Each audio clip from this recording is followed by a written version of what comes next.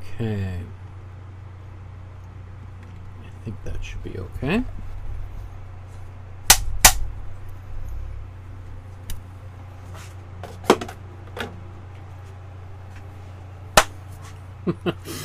Okay, everyone, welcome to my studio. My name is Michael Markowsky, and today we're going to be making another painting by another one of my all-time very favorite artists. This is an artist that I wasn't even aware of until one of you mentioned it. I should know exactly who that is. Maybe if you are the one, you could let me know in the chat. But one of you made a painting based on this artist about a year ago, and I'd never heard of them. I was like, wow, that's a really cool painting. I wonder who did that. Did a little research and was like, wow, this artist is amazing. Matthew Wong is his name. He was a Canadian artist that, let's bring up a bunch of these files here, and I'll show you the two paintings that I would like to make today. And let me see. Well, we'll bring up his biography and we'll do all of that here. I just 10 minutes ago finished a different live stream for Paul Kane, so I'm a little bit like, whew, things are going fast today. So this is, come on, there we go. This is one of the paintings of his that we're going to recreate. I think we'll maybe do this one first, maybe.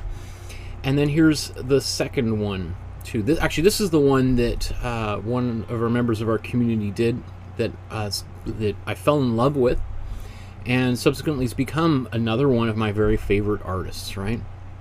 I think these are just gorgeous paintings. They remind me a lot of Matisse, Henri Matisse, the French painter, who Matisse lived during, he was born like 1890, or no, probably 1880 till like 1955, I think, is when Matisse was around.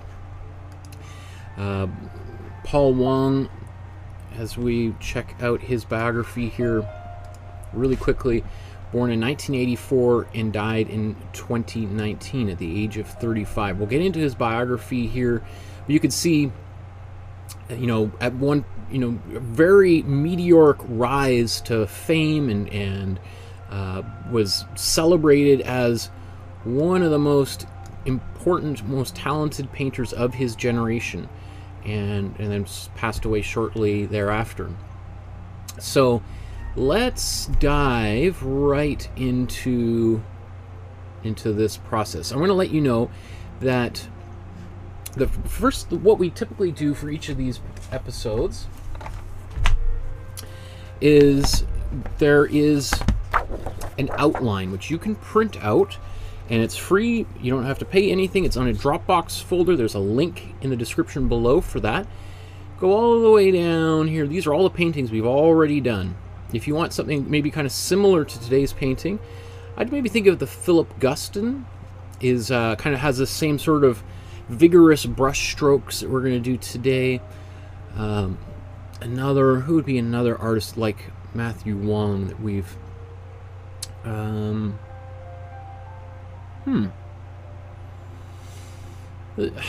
I'm looking at it, very kind of different. Maybe Lin Fing Mian, his portraits.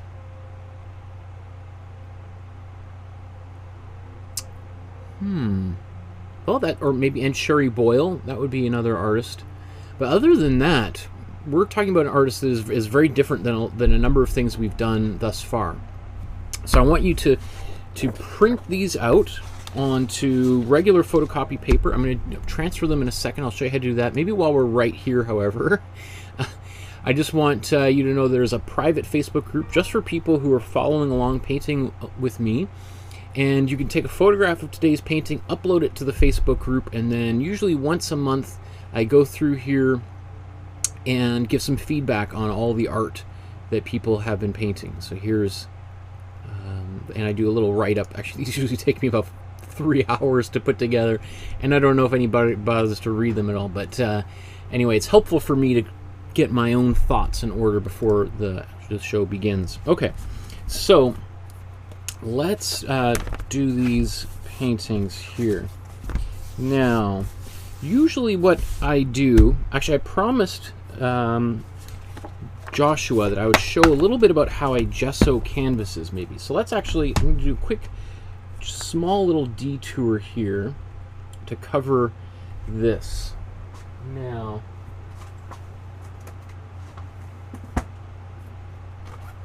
what I do, so I don't know if you can see today, I've already pre-gessoed a bunch of these canvases. So they're nice and smooth. Now, how do you get a really nice, smooth canvas? This, I don't know, you're not going to be able to see any difference, I don't think. This top one is right out of the package, and it's got, I don't know if you can even hear. You can hear the texture, right? Versus this one, or if I just rub my hand on it,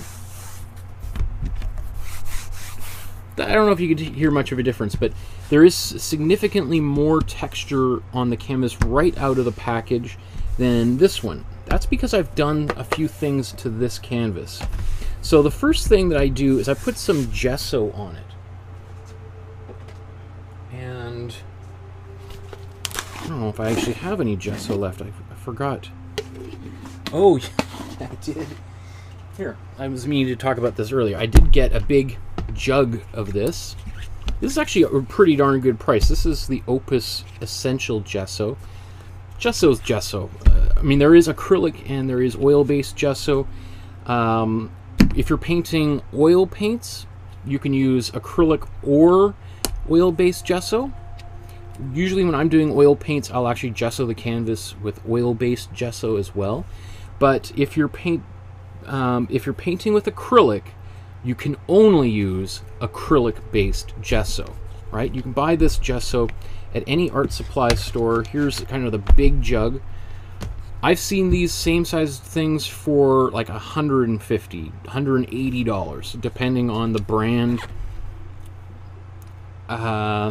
People will dispute with me about this in the comments, but I wouldn't spend a lot of money on expensive gesso. Gesso is basically clear. It's like,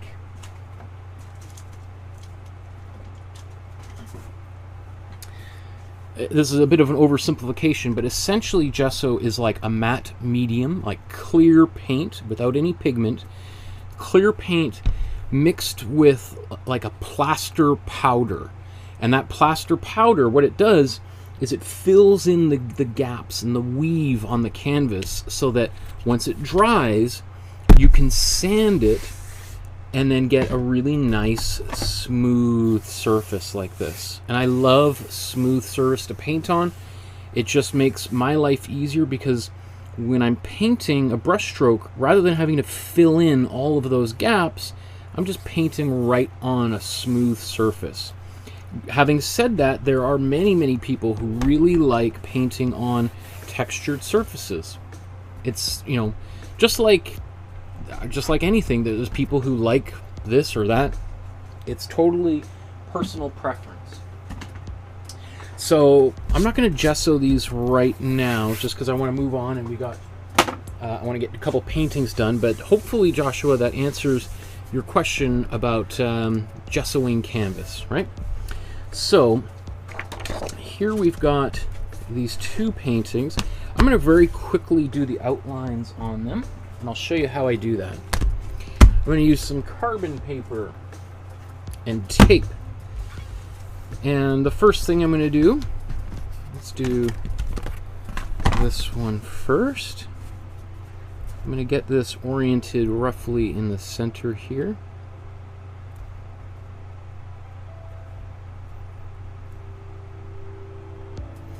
So our artist Paul Wong was born in Toronto in 1985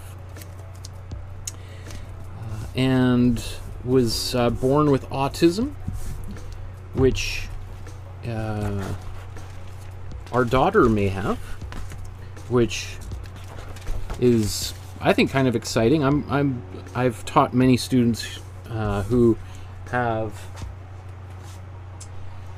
who are neurodiverse, as people might refer to it, and you know, some of the greatest minds in human history have been autistic, or at least we suspect they may have been. So I don't know. I know some people are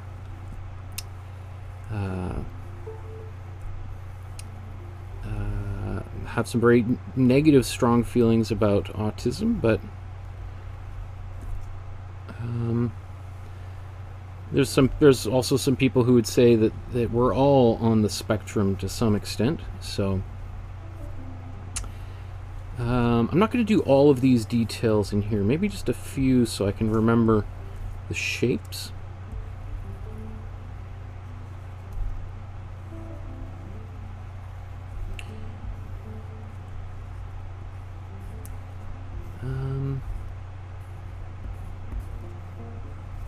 Now, honestly, I could just eyeball all of this, and we're going to be painting over a lot of this, so I'm not going to spend too much time here doing all of these details. We'll get all that in shortly.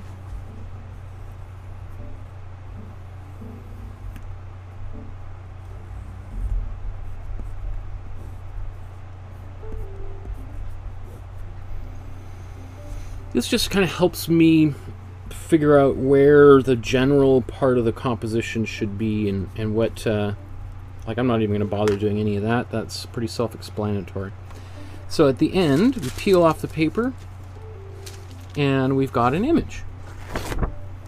Right, so I'm going to take this, and let's move, actually I'll move that to the side, this over here, and then let's do number 2.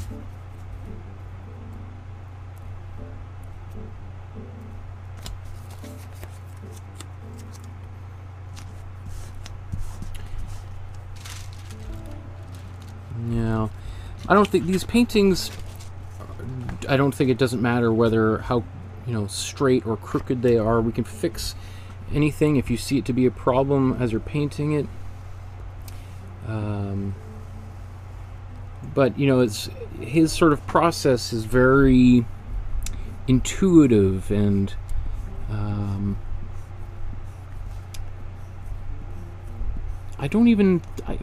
we'll take a look at the artwork itself here in a second. We'll zoom in.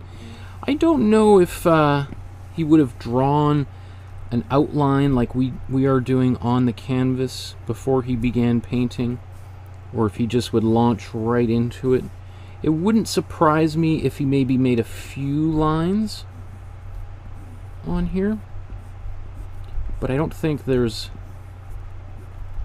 that many.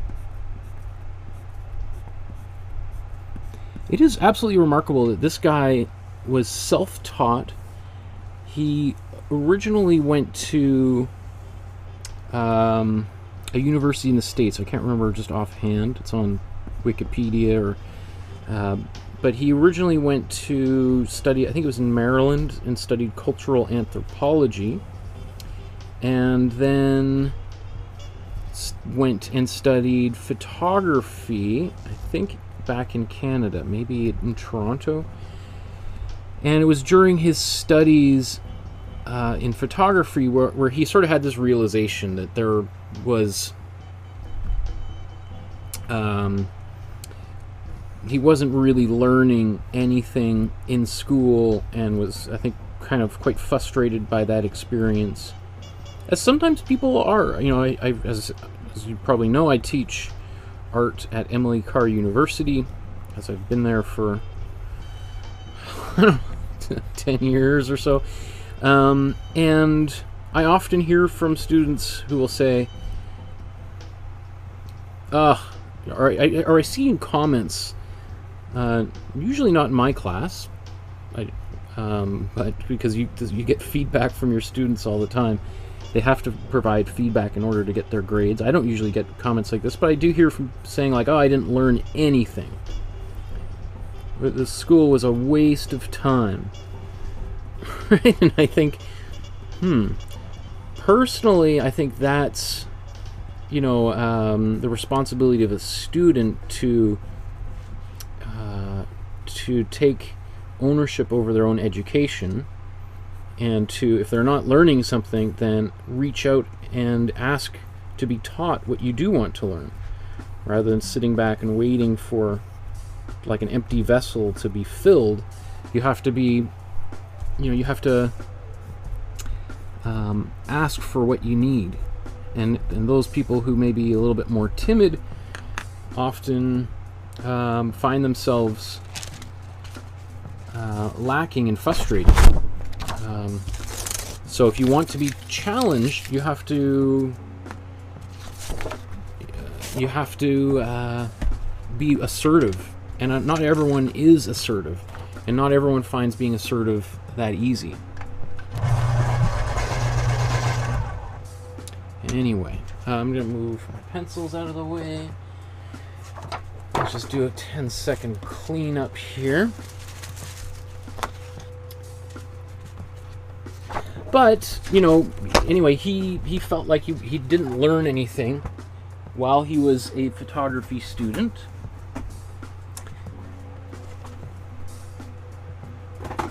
Just stepping on him. I got so many paintings, I have to, like, clean the studio up. Okay. So, let's see here. Oh, lots of comments in the chat. I want to get these canvases going with some paint on them, and then we'll continue this discussion as we go here. So everything that we need for these paintings can fit inside of a shoebox, right? I can open this up, and I got all my paints in here. If you're wondering what paints I'm using, all of this is in the video description below. I did a whole episode where I think it's called like Acrylic Paint Buyer's Guide. The kind of paint from, I think, about 8 or 9 different major paint brands, so that you can buy essentially the exact same palette I have, just from a different company.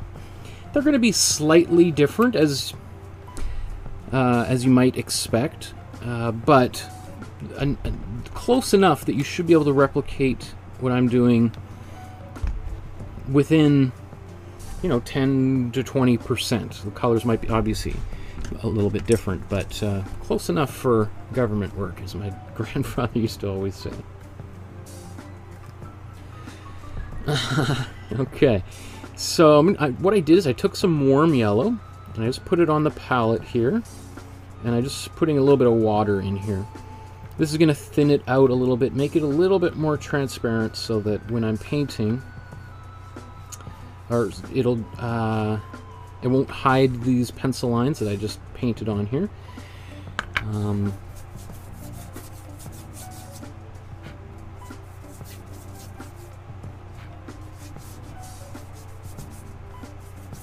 Wow, so many comments. Okay.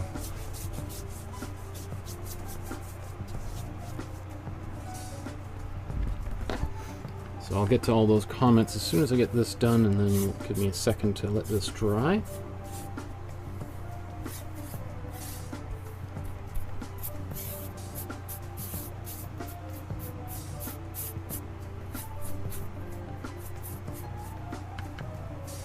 You can see I like to kind of get the edges of these paintings done at an early stage. That way, I just don't like seeing the white of the canvas, really, at any time. I always just find it makes paintings look cheap. And I think, as an artist, especially if you're selling your art, you want to look like you really care about it, and you're giving it attention and love, and, you know, that it's not just a facade like an old western town in a movie, right? That if you pick it up and you hold it, as a collector might, you know, you own it, you can do whatever you want with it, that they feel like there's this aura of uniqueness, of that it's special, and that you've really injected all of the love and care you could possibly put into it. So that's my personal philosophy, that painting isn't just, you know, it's not just what you can see in a photograph. It's an experience that you get in front of it. And so I think it's a responsibility of an artist to the more that you work to create that experience, I think the more likely it is that people will pick up on it, that people will intuitively, they may not even know why, but they're just like these Paul Wong paintings. They're like, I don't even know why, but I just love these things. What is it about them that causes people to spend millions of dollars to buy them, right? Especially, this is a guy who didn't take formal art training, never went to an art school. I mean, he took his photography classes, I think, at a university. I can't. We'll look at a second, but it wasn't at you know, the Ontario College of Art in Toronto. So he might have had maybe a little bit of art history classes when he was in college for photography, as one might expect.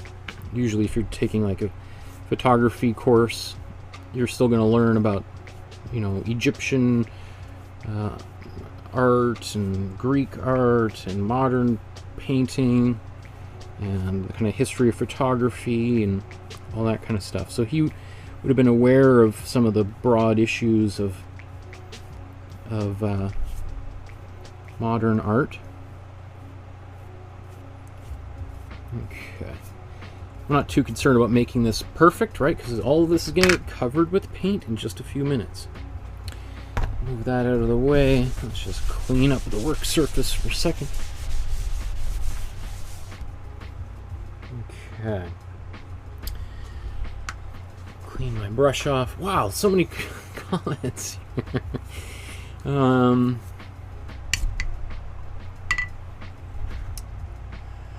So I see here, I'll leave that up for a second. Josh was the first one there. Hey, Joshua. Deborah says, hi folks, my daughter and her son are autistic. I just feel like they always think outside the box. Life is interesting always. Yes, I think that's what's really cool about people who have autism, is that they bring a unique experience to the world, a unique outlook. That their minds just function differently, right? And that's the whole idea of neurodiversity. I think we should celebrate our differences, right? And our similarities, but I think the fact that there's different people in this world, races, religions, sexes, ages, all those cultures, all of that, I think makes the world more interesting, right? As much as I would like it if everyone thought like me, you know, at first that might sound good, and then I don't know if I would want to work for me. I don't know if I'd want to vote for me, all these kinds of things, right? So, or if I'd want to have me as a neighbor, you know. I think I'd probably, I'm a bit of a contrarian, so if I was surrounded by people like me, I would become the exact opposite person. Dawn is in the chat. Hey, long time no see, guys. Sorry I'm late, just dropped a big picture and broke the glass. Ooh, so I had to sweep and vacuum up. I didn't want the glass getting into the puppy's paws. Ooh. Yeah, that is scary. And little puppies or dogs really of any age, as soon as something hits the floor, they want to eat it, right? We had a couple dogs growing up. I know exactly what that's like. Okay, Deborah says, my grandkids just went home and I laid down and fell asleep. And Donna says, hope you got something to eat and some fresh tea. I did. I got some tea and I got a little snack bar, so I appreciate that. Yes, it was a quick change from the last video to this one, so thank you. I don't have any volume as my son is here watching Jeep videos. Okay. So you don't even know that I'm saying, reading your message, but hi Donna, it's nice to see you. And Deborah's putting the kettle on. Joshua says, I got way too many ideas for masterclass. Different artists suggest Toulouse-Lautrec. That was great. Yeah, Toulouse-Lautrec, that would be fun. I should add that.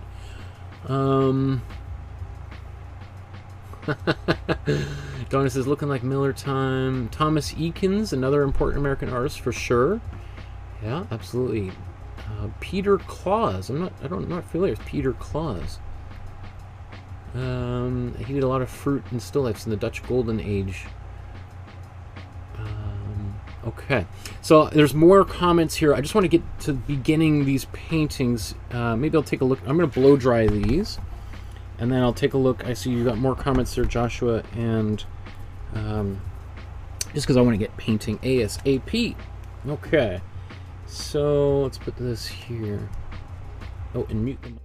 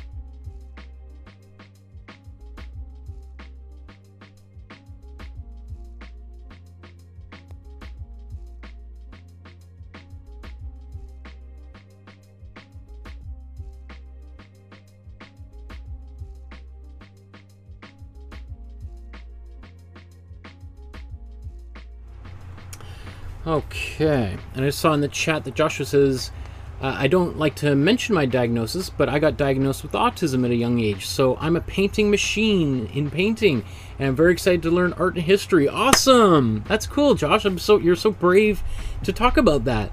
Not that there's anything wrong or to be ashamed of. I think that's really cool. And I think everyone appreciates how and is inspired by how much work you're managing to make. And you're certainly keeping me busy, right? It makes me really excited how enthusiastic you are to learn and to make art with me, right? So thank you so much. And that's very inspiring. If my daughter grows up to be anything like you in terms of talent and ability, I would say that would be a win for sure, right? So thank you very much for sharing that, Josh. I appreciate that. Okay, so let's, where should we begin with this painting here? Or these, as I said, I'm going to begin with this one. This one's called A Dream. Yeah, this one's A Dream, right? And let's look at them side by side here. So this is the original. So,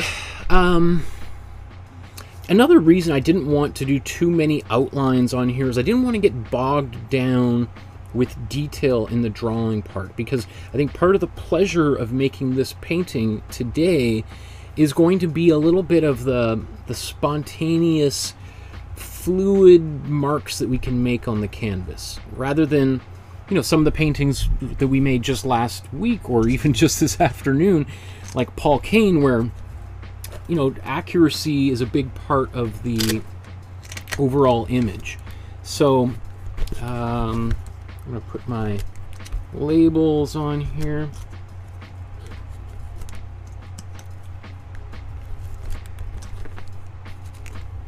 I'm all in the right place, I think. Okay. Make sure it's not wet. Move that off to the side. So how should we begin this painting? Well, we do have, usually what I like to do is I work from the background towards the foreground. And it looks like in this painting, he might be doing a few slightly different things with color. Again, he's a self-taught artist. So what I think is exciting about that is that he doesn't know the so-called rules, right? And I'm not sure if he was aware of warm and cool color temperatures, these things that we've been talking about over the past 115 episodes, right? So, which,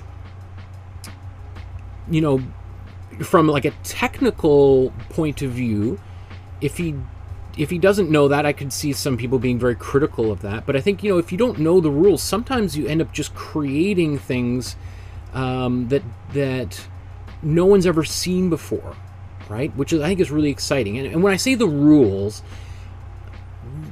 it's a particular kind of approach and system that artists have used to create paintings for hundreds of years, but it doesn't mean that's the only way to do it, right? And hopefully throughout all these episodes, I've shown lots of different approaches to painting, sort of in the back of our mind, keeping in that there's these tools, these approaches that we can use to add more depth or space into a painting if you want.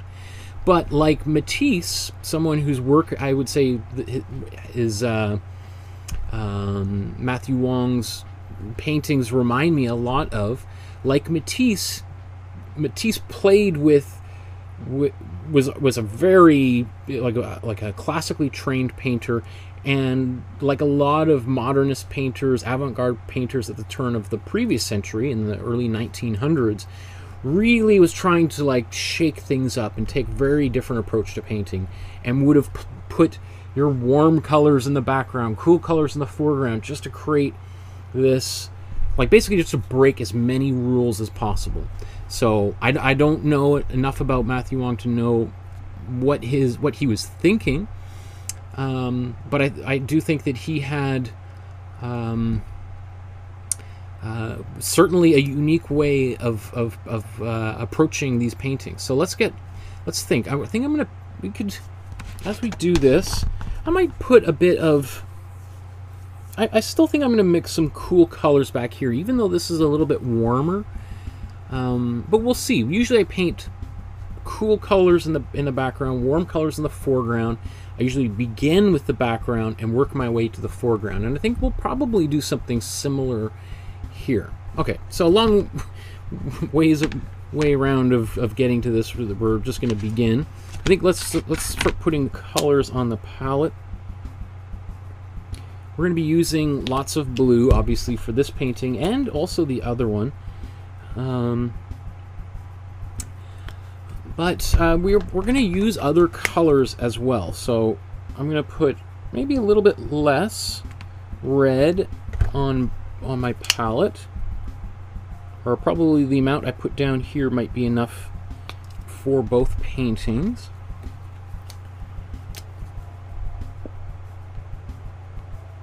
Now I'm looking at this one and thinking he might, I'm trying, it's hard for me to tell if he's scraping paint away with like the back of a paintbrush or painting some of these lines on here. In fact, let's just zoom in, see if we can get a clue. That looks like paint. Okay, that's because one thing you could do is you could paint the under part of this like a light blue and then paint a darker blue over top and then kind of scrape some of that away. So that's why it's helpful to be able to zoom in on a painting, to get up close and take a look.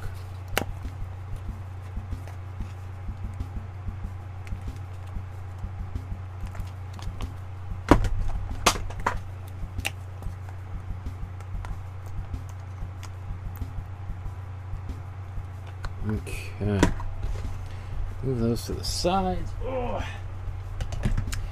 And then finally take a sip of tea.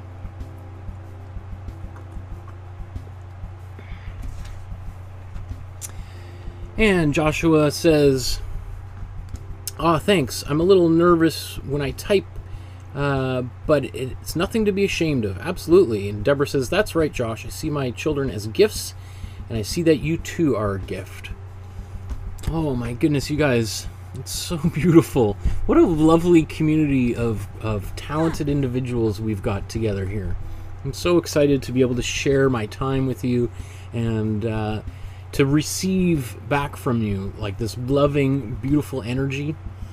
Like this is why I do what I do, right? It is that I find like this is the power of art, to bring people together, to celebrate one another, and well, I couldn't be more honored to be able to be here with you guys right at this exact moment. Okay, so what I want to do next is let's bring these two images up side by side. And I'm going to take this cool yellow and some white. Not too much of it, but let's take some cool yellow.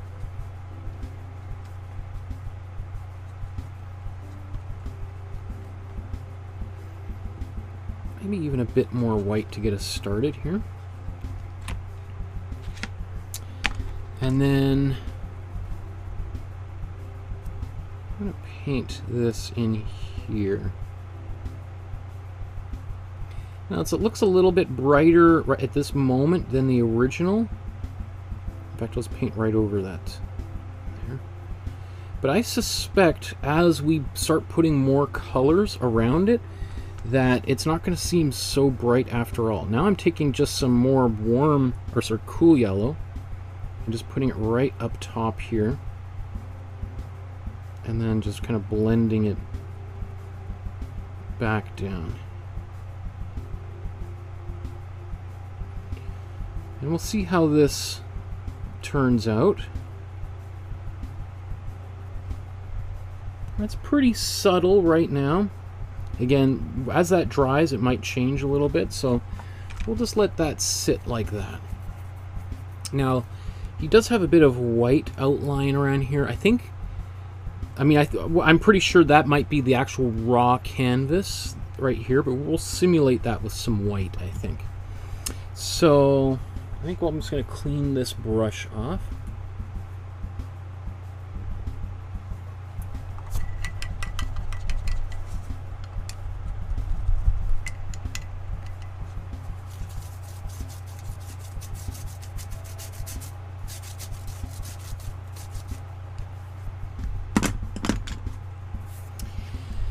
And then let's think about the blues that we want to put on here. Now, it does look like it's a combination of cool and warm blues, both in the background and foreground. So, like I was just saying, we are going to be sort of breaking some of the rules that we've talked about over the past while, but that's, again, totally fine. I think... what's the best way to do this? I think what I'm going to do, I'm going to take...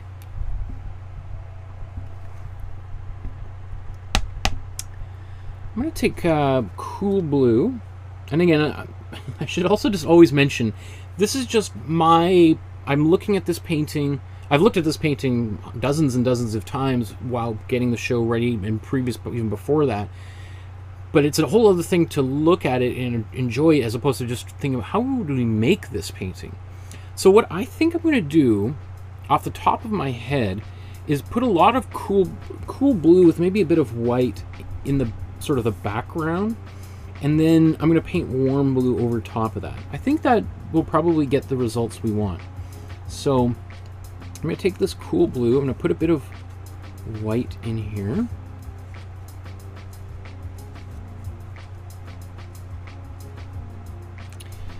And then I'm going to paint this, and I'm going to keep this big wide brush here to do all of it.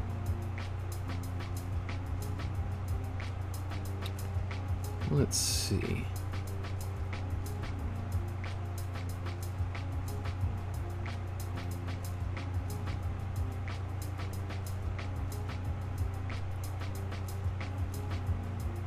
Now, if this was just me painting by myself, what I would probably do would just paint these two big blocks of cool blue on the sides here.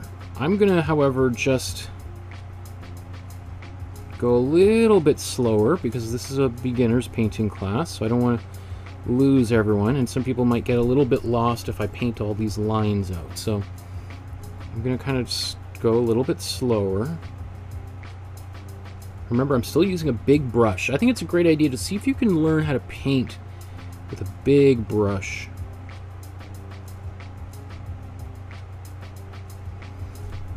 Now, obviously, I've painted over a bunch of these branches and such. That's okay, because we're going to paint that with a darker blue. I just want to get color on here as quickly as possible. And then down here, I think I'm going to do the same thing, but I'm going to do the opposite. So rather than painting the outside, or the negative space around these trees, this color, I'm going to paint the inside of them. In fact, this one I'm going to paint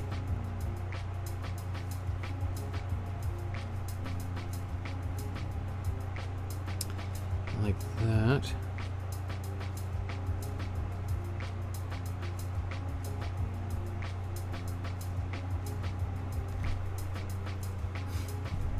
Okay. Let's do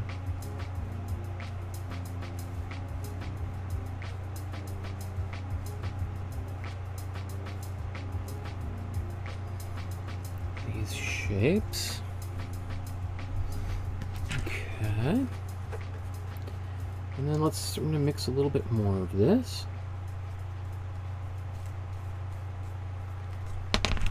And I'm going to take this color and go right down here.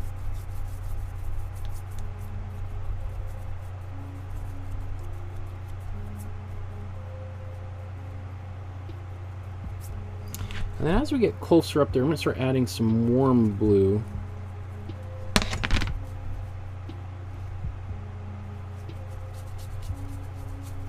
Just a subtle little change, I think.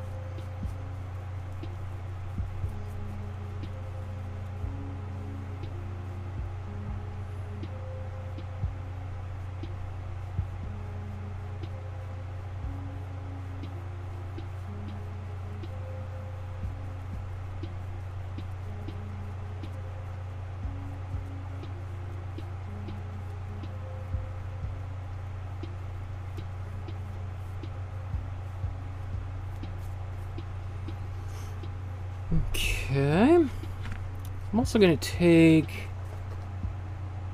some more of this warm blue and some white. That's a little bit too much white, but that's okay. Let's see. Let's paint this. I was going to put that in the foreground. Can we use it in the foreground? Yeah, let's use it in the foreground. So you can see when I add that white to this color, it starts to look a little purpley. And that's a great way you can tell the difference between a warm and a cool color, especially blue. If you're... Because a lot of times I get lots of questions on YouTube and elsewhere is like, how do I know that a color is warm or cool? Well, warm, like if we just think of blue, since we have this right here, a warm blue is going to look kind of purpley. Where a cool blue is going to look maybe a little more greenish. Okay. I'm just going to take this same color here. I'm going to fill in, I think, most of the gaps around here. In fact,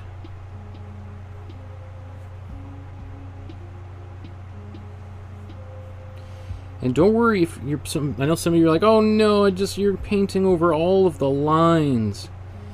You know what? This is a great painting to take some risks with and to play a little bit more and to experiment with a little bit more of a organic way of painting, I guess, would be the best way of describing it.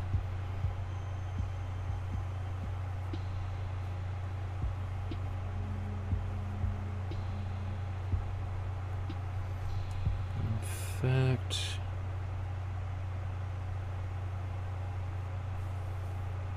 I'm just going to paint all of this here like that.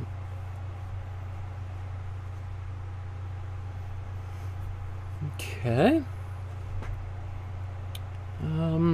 Let's do this here too.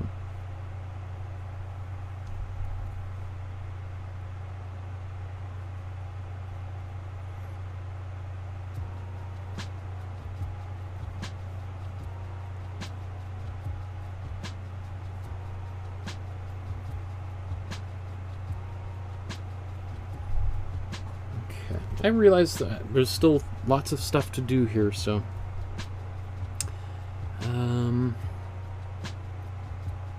we're gonna put some white in there, white in here. What else can we do at this stage here?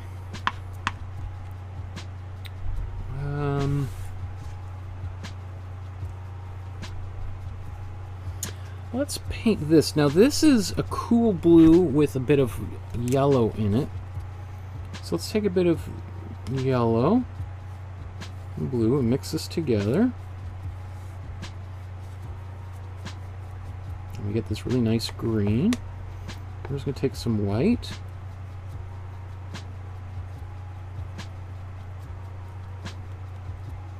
Alright, so cool blue, cool yellow, and white.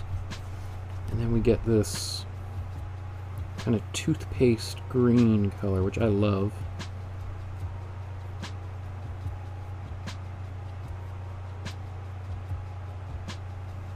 Alright, again, nice big fluid brush strokes.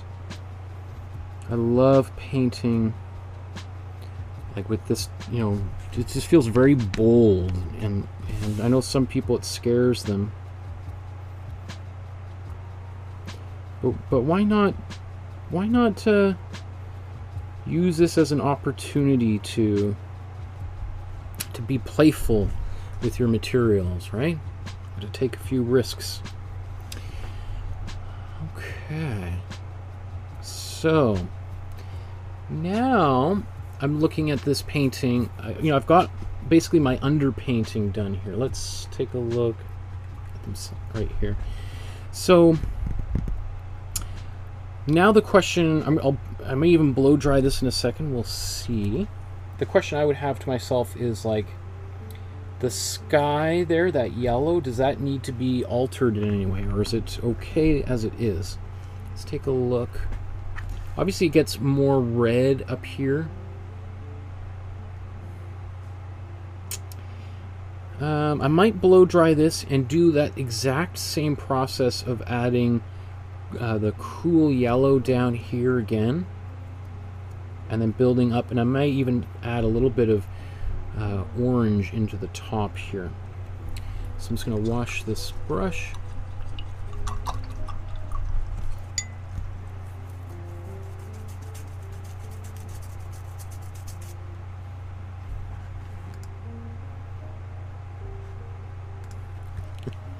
Paula says, good to hear from you all. My keyboard has finally been charged, but I have trouble finding the right letter.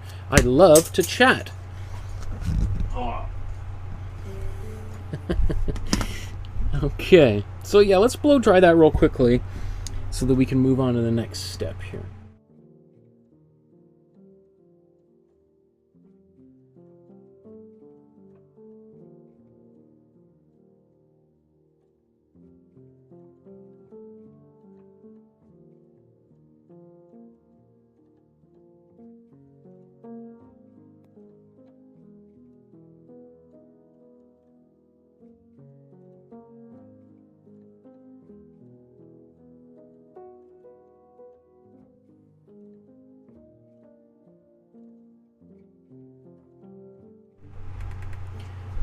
Okay, so let's do this. Just do it over again a second time, and I think it'll get a little bit better. Let's get some white, yellow.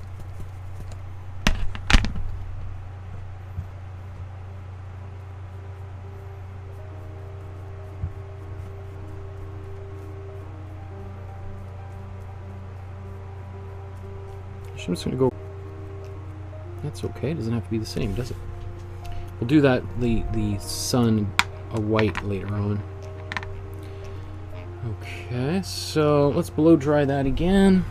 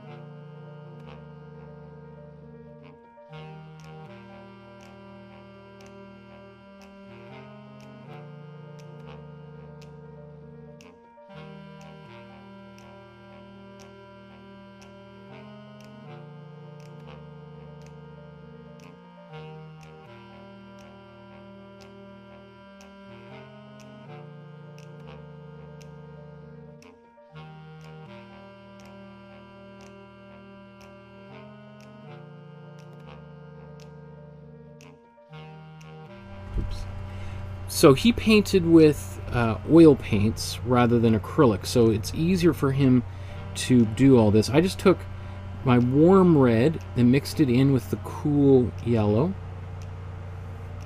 I'm just going to paint a bit of this right up top. I think I need a bit more glazing fluid in there.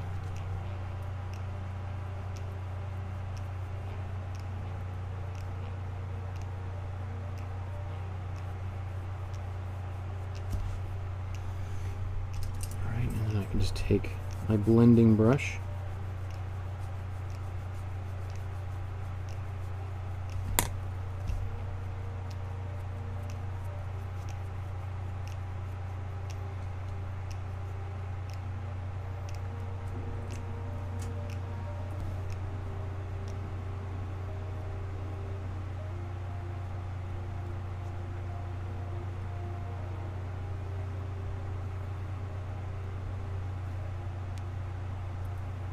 Okay, I'm going to blow dry that. I've got a little bit of a hard line there. So.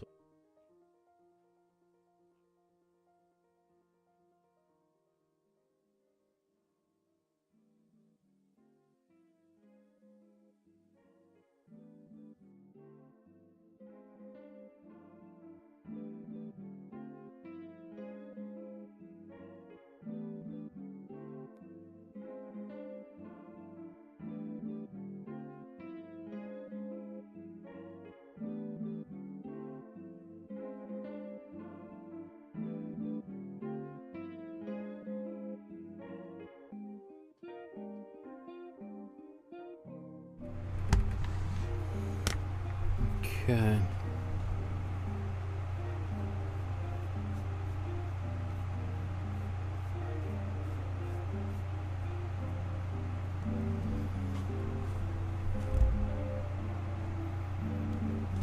Yeah, you know what, if I look at the original, it's a little bit of a harder edge here.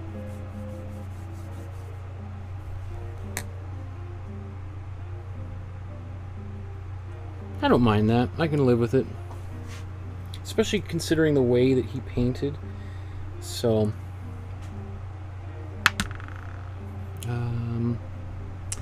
and you can see I painted over top of the blues on either side. That doesn't bother me at all. So, what should we do next? So really what I'm looking at is to see, are these, the colors that are underneath here, are those acceptable, or do I need to modify them anyway?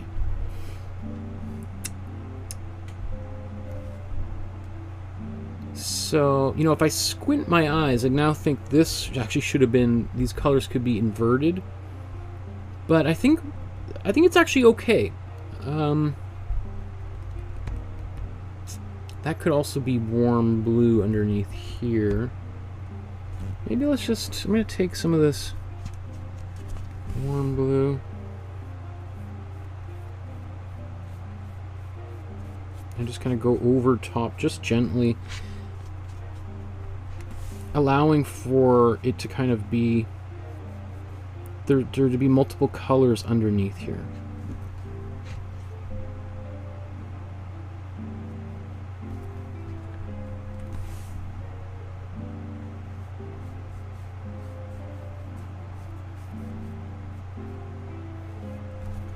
Actually, as I'm looking at it, I think, okay, I see what he's done. Interesting, okay. That was more complicated than I thought. Okay. I think that's okay there.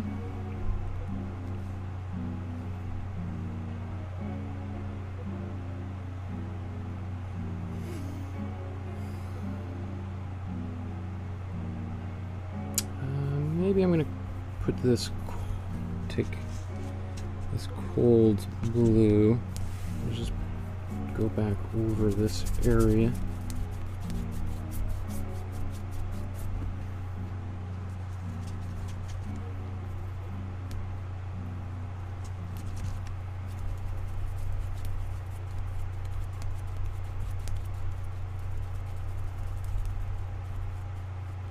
I'm really just putting more paint on there to hide some of the yellow there. Nothing particularly special going on here. So, okay.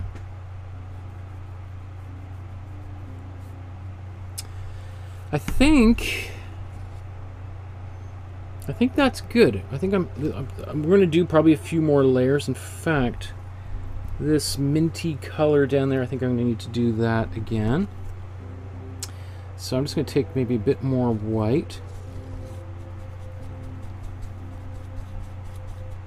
Mix it in here, get even a bit more yellow on there. Looks like I need even more white. Yeah, I need even more white.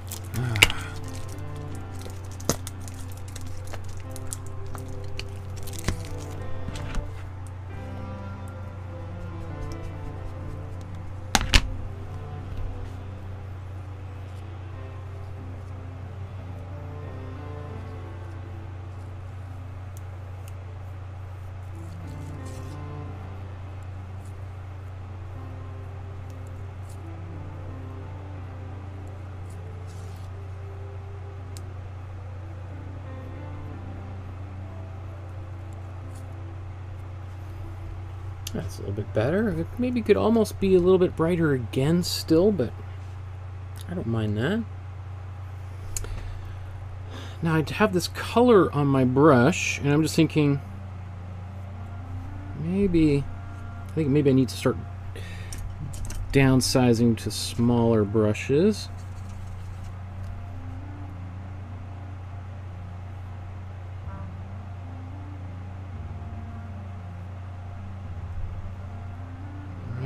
And then how about I'll start zooming in here so we can get a little more specific.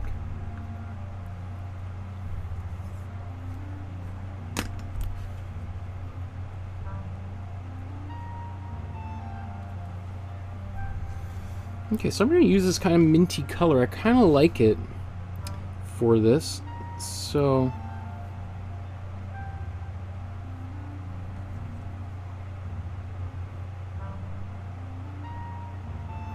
again, this is cool blue with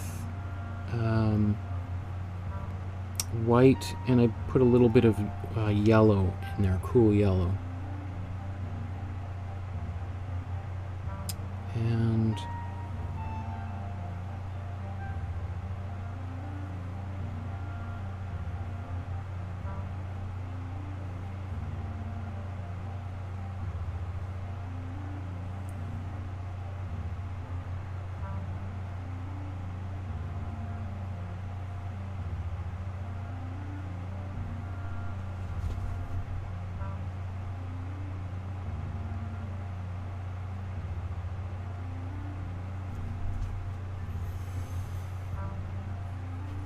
okay.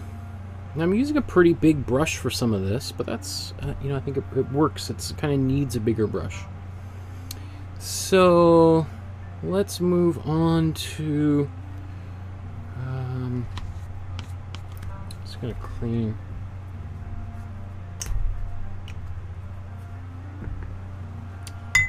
Brush, maybe even this one. I'll just show you what this looks like, what I just did.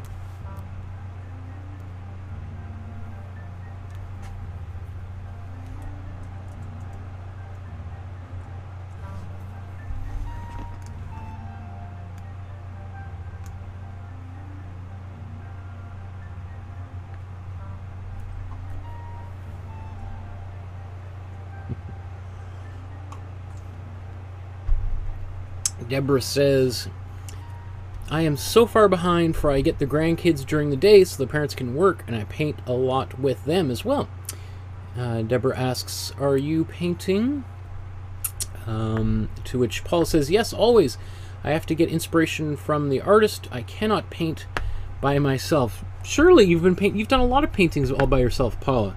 Selling yourself short, you don't need me or anybody else to make your paintings. it's fun for us to paint together, but I've seen you do lots of great things on your own. So okay, so we've got, and you can see like we want this kind of fluid quality in these paintings. There's a lot. It's just that we have this sense of like, in art we call them like serpentine lines, like snakes, like serpents, in that they kind of bend and they're very fluid. This is definitely a feature that we see a lot in Matisse's work, and of a number of paintings from the turn of the last century, around the 1900s. This serpentine flowing line, possibly inspired by Islamic art. You know, Matisse went to Morocco and Tunisia. I think of a few other places. I think was that it?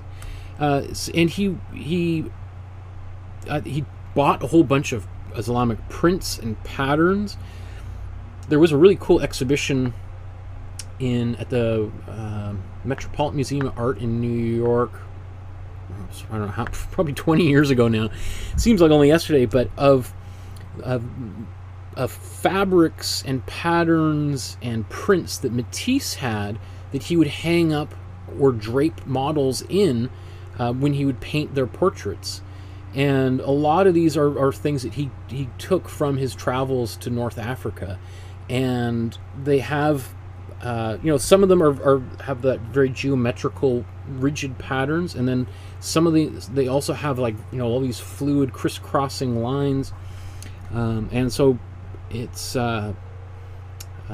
it wouldn't surprise me if Matisse was heavily inspired by, he got the freedom of mark making from Islamic art and also calligraphy, right, as well. Like the writing is very, I would say, lyrical, visually lyrical, I guess. Okay, blah blah blah, Michael, let's paint. Okay, so there's so many ways we can just do this. I think it's just a matter of just doing it, right? So I'm just going to dip my brush right into this blue, and this is my warm blue right out of the tube. And where should we begin? Maybe let's go right up top here.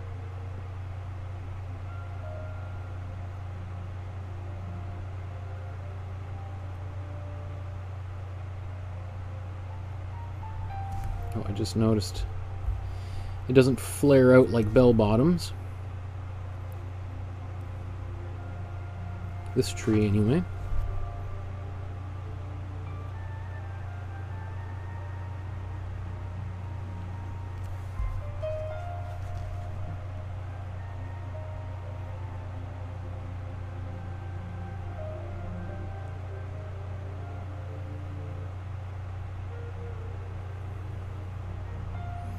Now I think I do have to go to a slightly smaller brush because that one is getting a little too wide.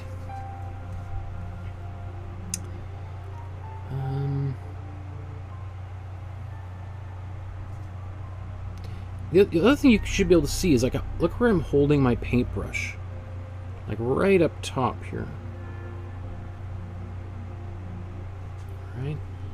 I'll show this point of view here.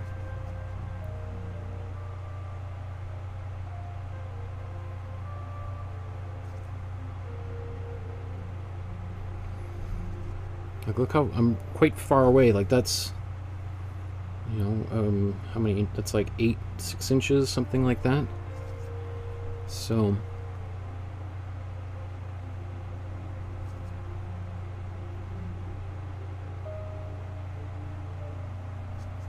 I just think this is so much fun to paint like this. I mean, as soon as I saw this work, I was like, oh, that is awesome. That's going to be a fun painting to make.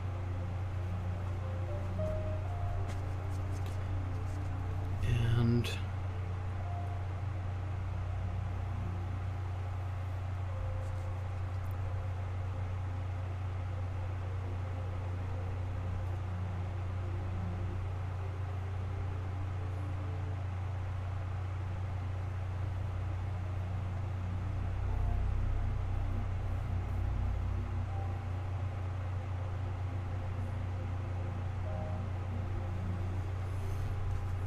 Okay, I think I'm going to go even smaller again.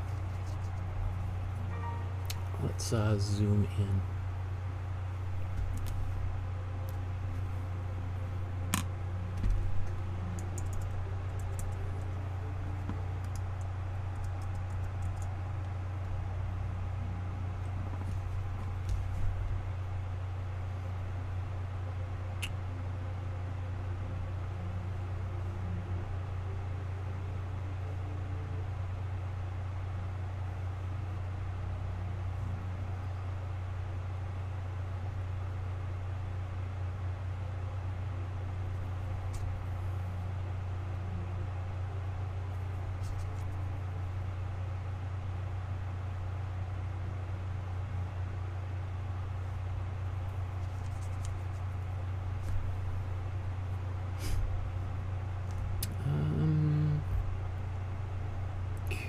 Okay.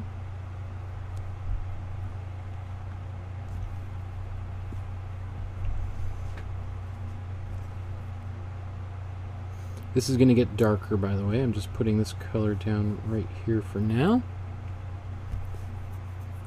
There's going to be all these little dots and things. I'm going to put those in shortly. I just don't know if I'm quite ready to do that just yet.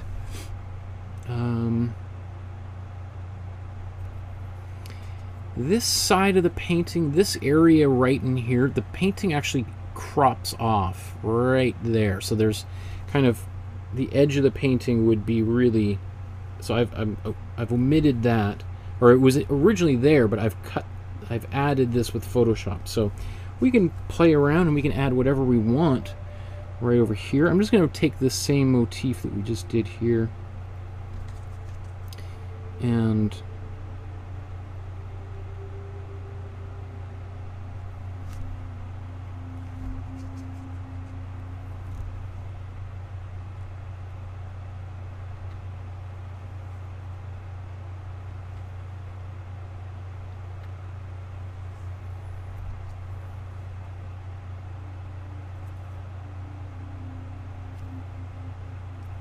now, this is one of the things that's a little bit frustrating with this is the hallmark of a bit of a cheaper brush. It's not holding the paint very well, so I'm getting these kind of globby bits. But we can make do.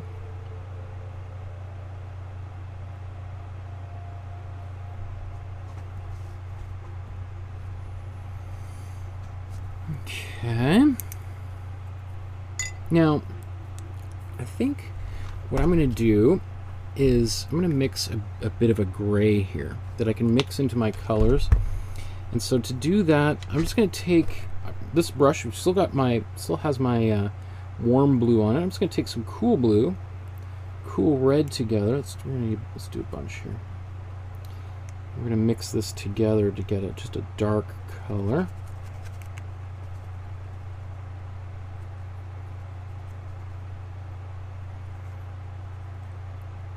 And actually, even before we modify this, I'm just going to paint with this color because there's a few places I can think of that it can go. Like right here, I think, if I recall, yeah.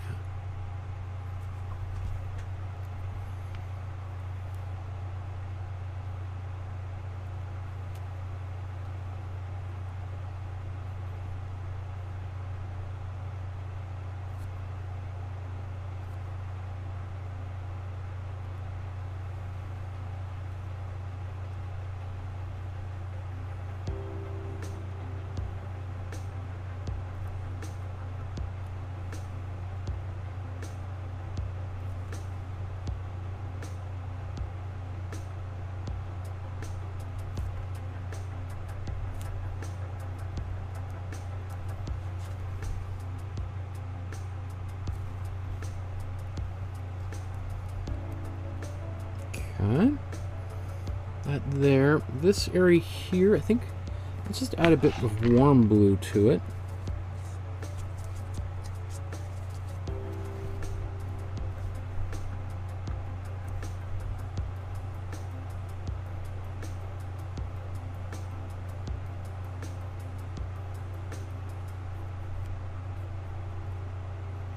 Actually, you know what? I'm just going to take this right across. So it looks like he's painted white over top of it.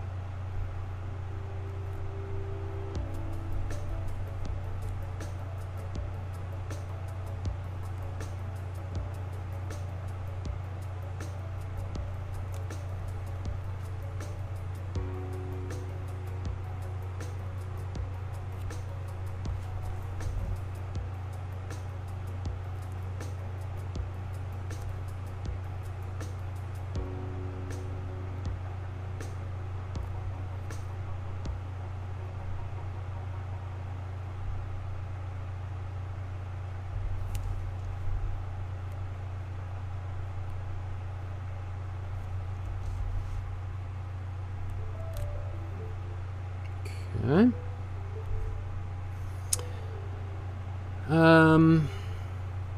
And I'm going to continue using that color, this dark color we just mixed with the warm red and cool blue. So I think I'm just going to start, can be, actually I'm going to get a different brush. So also these bristles are pretty long. Put that in the water, let's get a smaller brush. And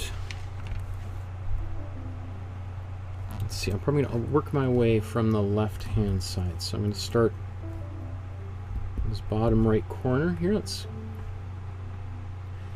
the bottom of this painting. And he's got all these lines here.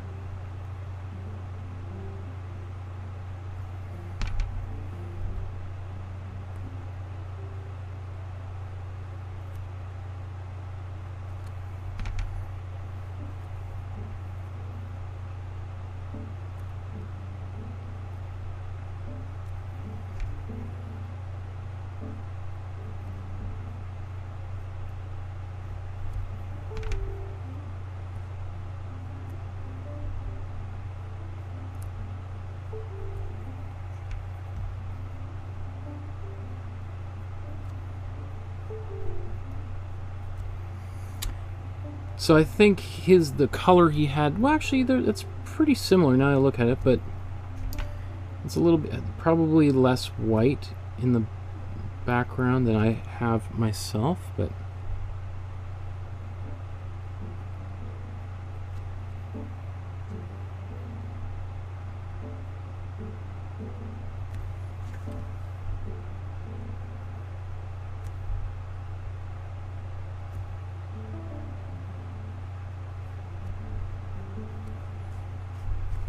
okay. Let's go down here.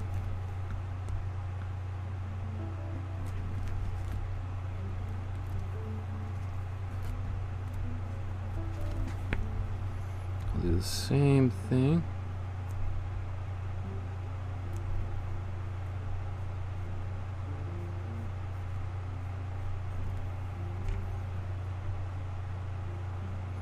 These are pretty big paintings too, by the way. They're, you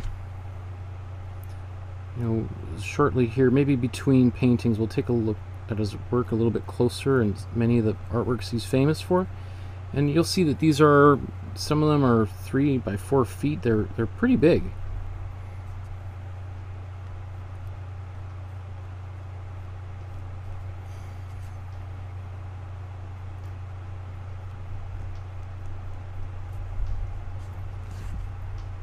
Okay.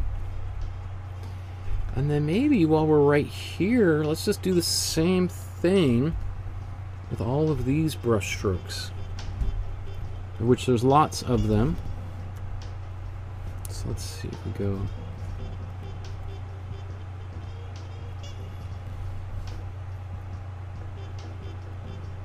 edge of my canvas there.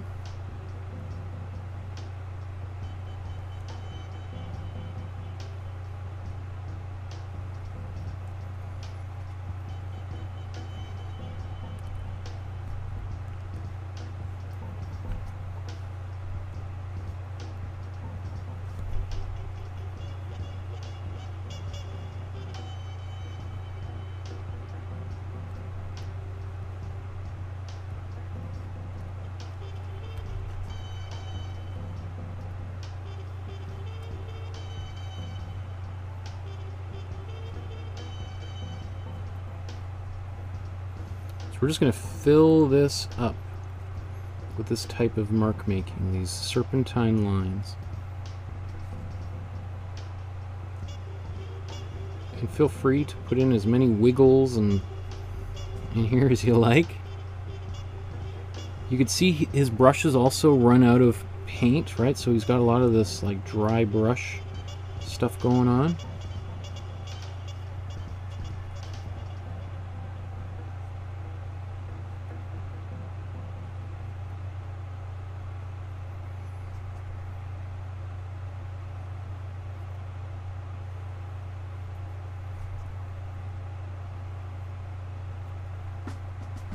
They're fairly tightly placed together as well, so as you're painting these, thinking about, like, you know, if I do a line like this, think about the next one being like its mirror shape.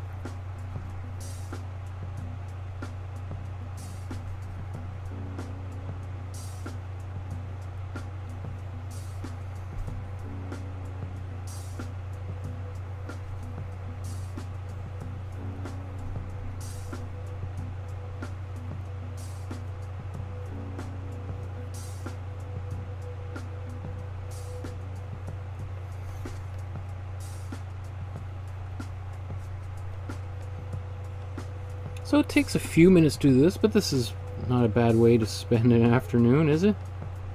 Doing these little lines.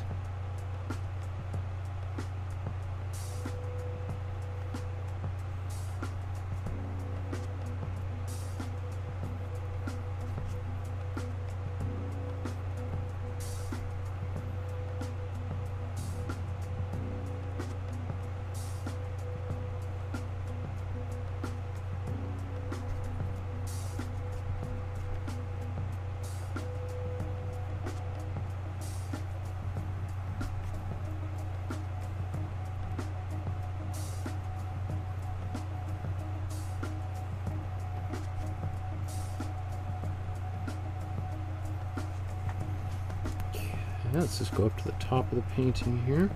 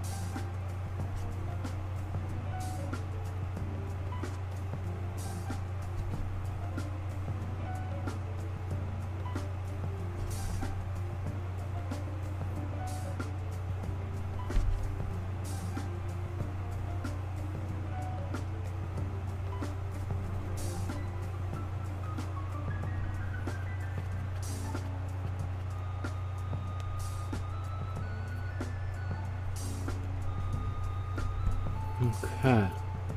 Obviously they're not as densely packed together. I'm going maybe, well, definitely much faster.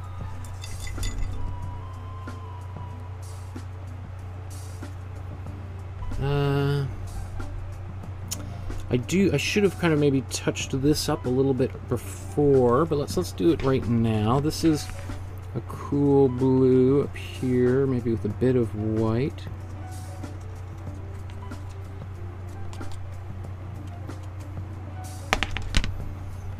And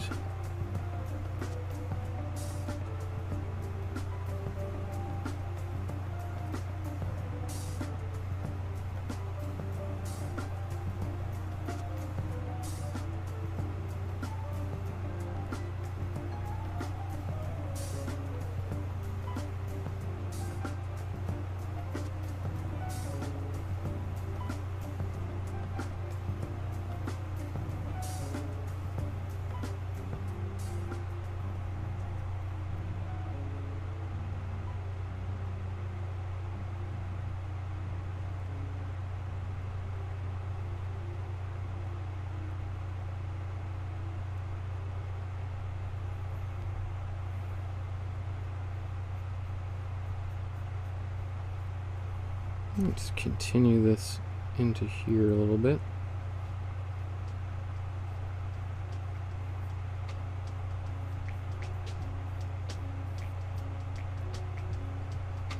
a little bit messy, but that's okay.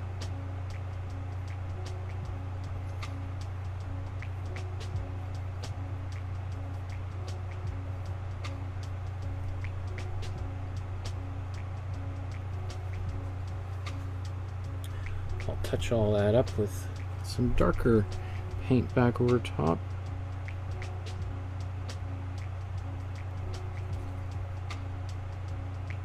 I mean, ideally I'd let this dry, but we're going to paint a lighter color over a lot of this shortly, so I don't want to be too precious about anything, especially things I'm going to paint over, right?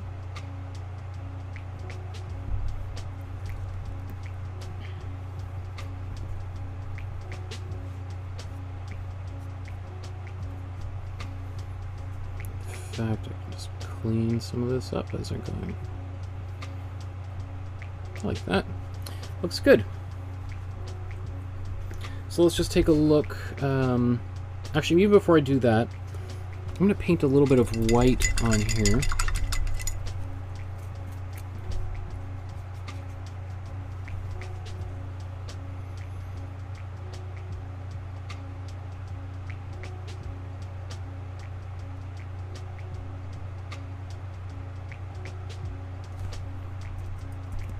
Oops. So that sun looks like it might have a bit of yellow in it as well, but for now this might work.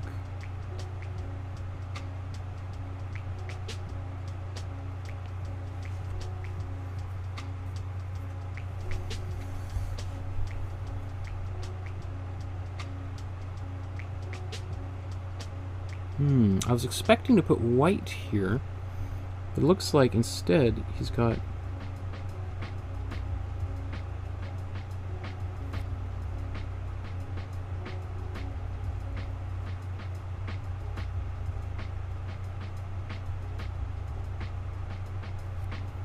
interesting. Okay. And then I will paint this white.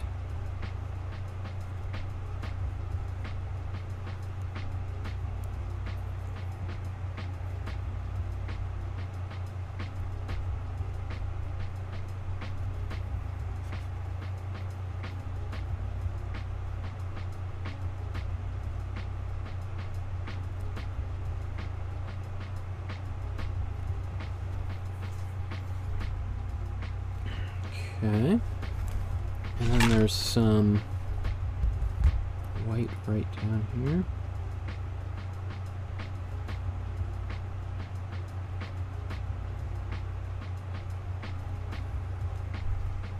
Now we can refine all this later on. Don't worry about getting in the muck. I'm going to come back up here and get some of this white outline on this side here. Now this paint is still a bit wet.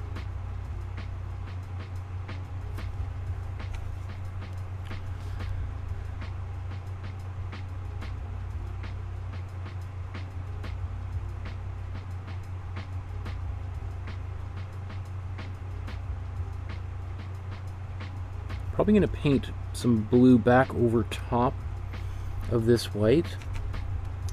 So I'm not going to be too concerned about making perfect lines here.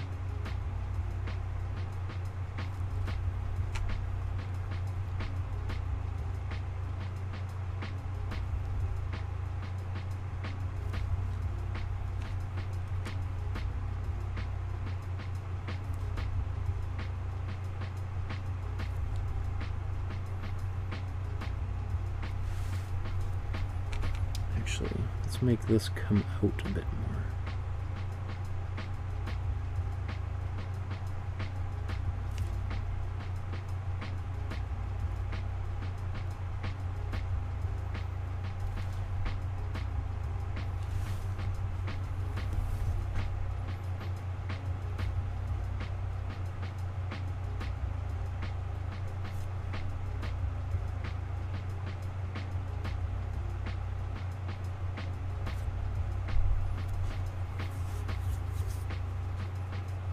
Okay, there's a little bit of blue in there, but I actually kind of think that looks cool, so I'm gonna keep powering forward here.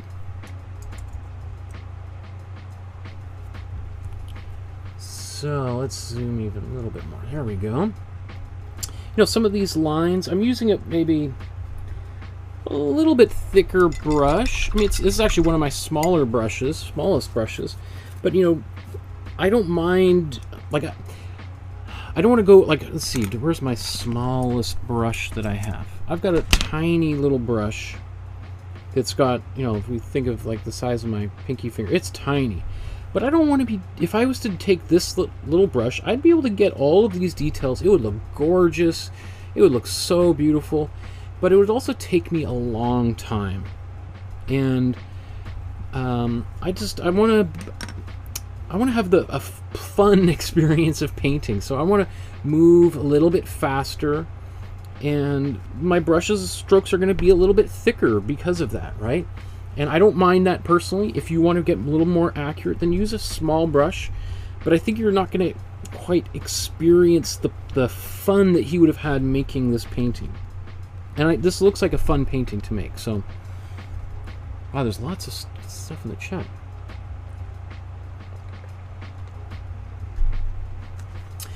Remember, Paula said something, I always need inspiration from an artist. I cannot paint by myself, which, again, I don't think is true, Paula. I think you're very good all on your own. Deborah says, I feel the same way, Paula. It takes me forever to build up the courage to try my own artworks. I do it, though, Paula, and Michael is a good inspiration for me. These master classes challenge me to do something different, which is why it takes me forever. I really like your work, Paula, Deborah says. You do have such freedom in your painting. Yes, absolutely. That's what's so remarkable. And Paula says, thank you, Deborah. I love to see yours and your husband's. Thank you. And then there's Natalie. Natalie's in the chat. Hi, Natalie. And Heidi says, hi, Michael. Hi, everyone. I just got in. My daughter just mentioned that Matthew Wong Blue View exhibition is now on at the AGO. Yes, thank you for reminding me. I have all these links here. We haven't, I've sort of, let me see. I have the exact thing you were just talking about, Heidi. Thank you for reminding me here. So this is the exhibition is it, oh, yeah, I guess it just opened last week. I didn't even realize this. And it's up until April of 2022. So that's a long exhibition. Obviously, things are a little bit,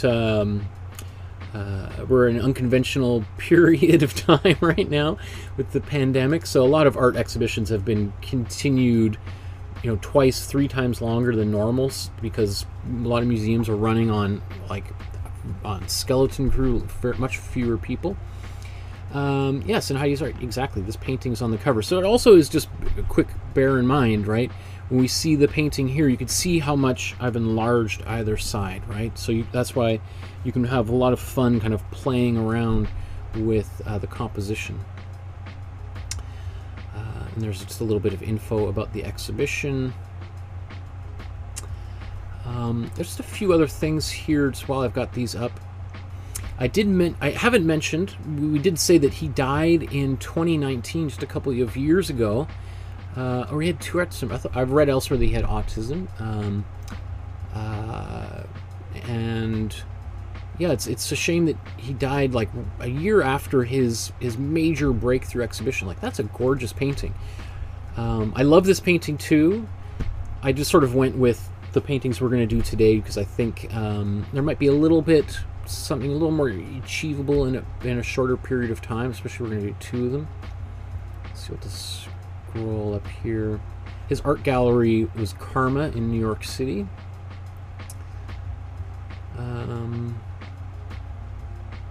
Interesting. Chardin, Avery, Van Gogh. I would say Picasso right off the top, but it's interesting that they shows a few different people.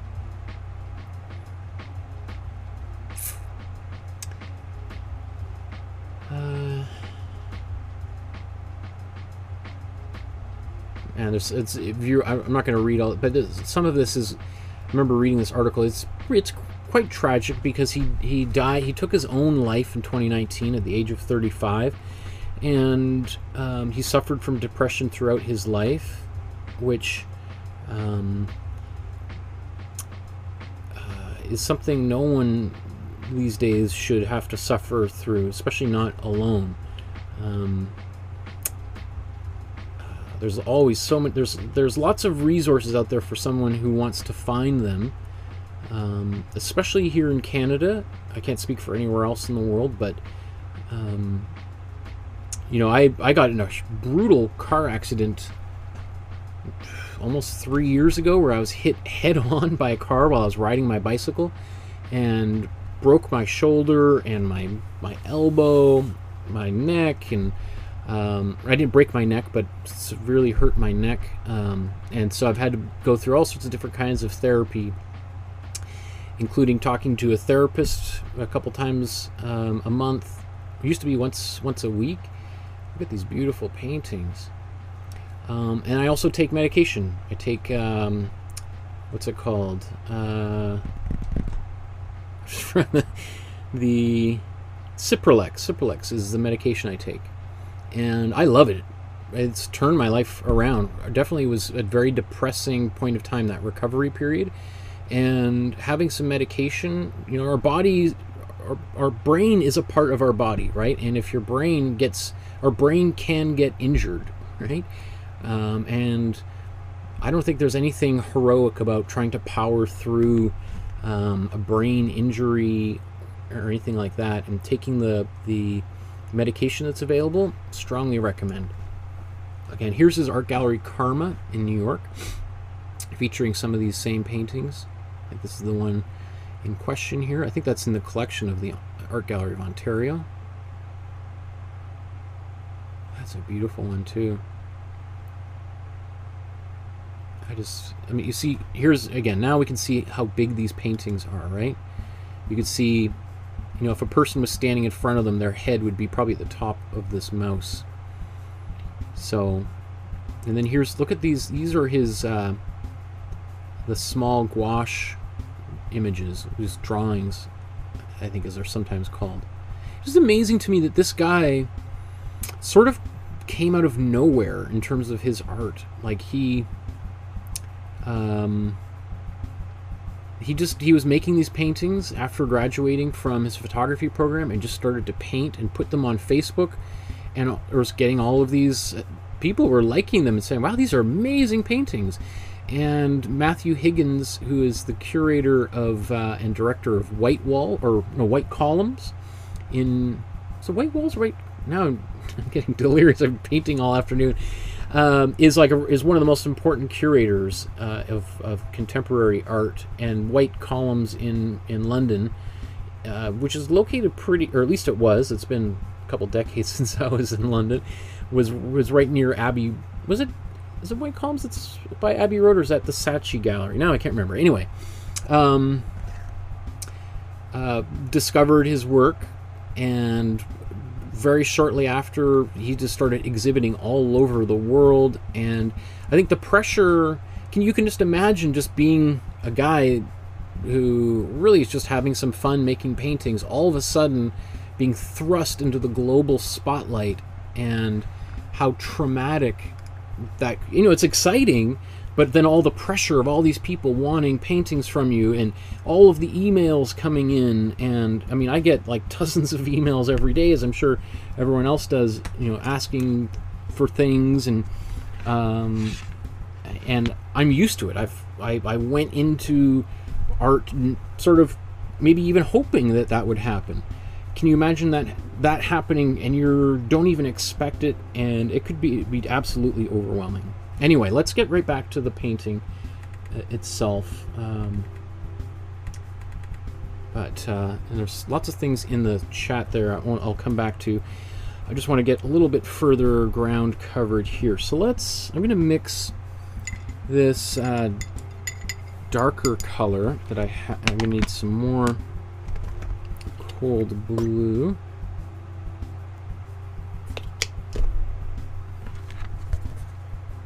We're doing good for time too. I'm happy with where we're at. So I'm taking this cold blue, mixing it in with the red to get this darker color again. And then I'm going to take some white and mix it in and get a little bit more of a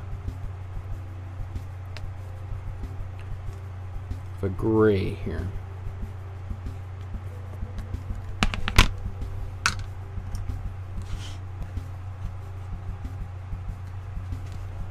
Now,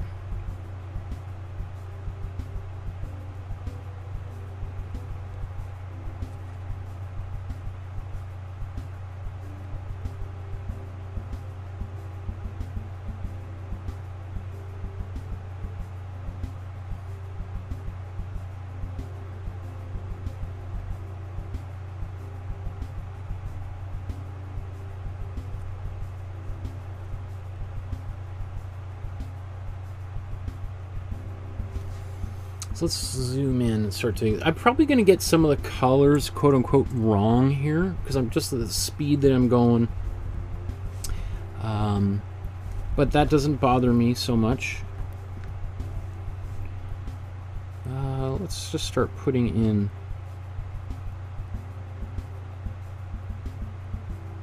some dots.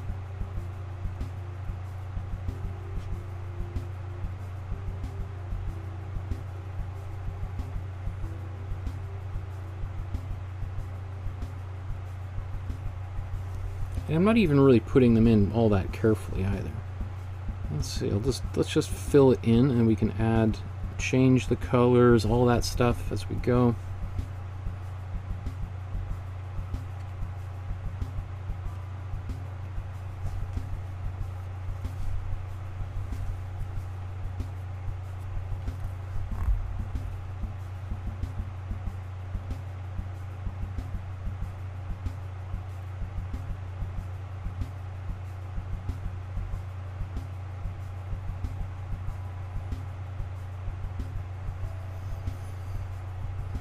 Okay.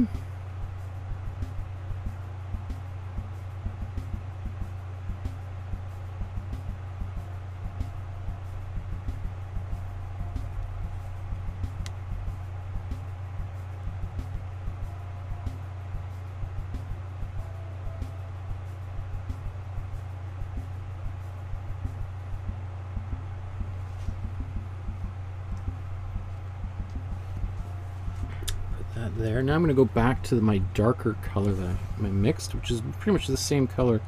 It's right there, and let's just put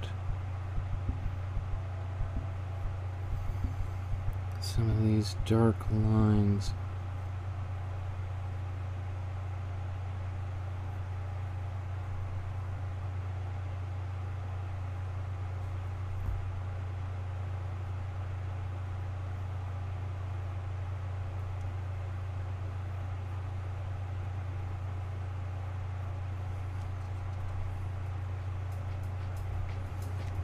And I'm even going to take this darker color and just go over top of some of these blue lines here.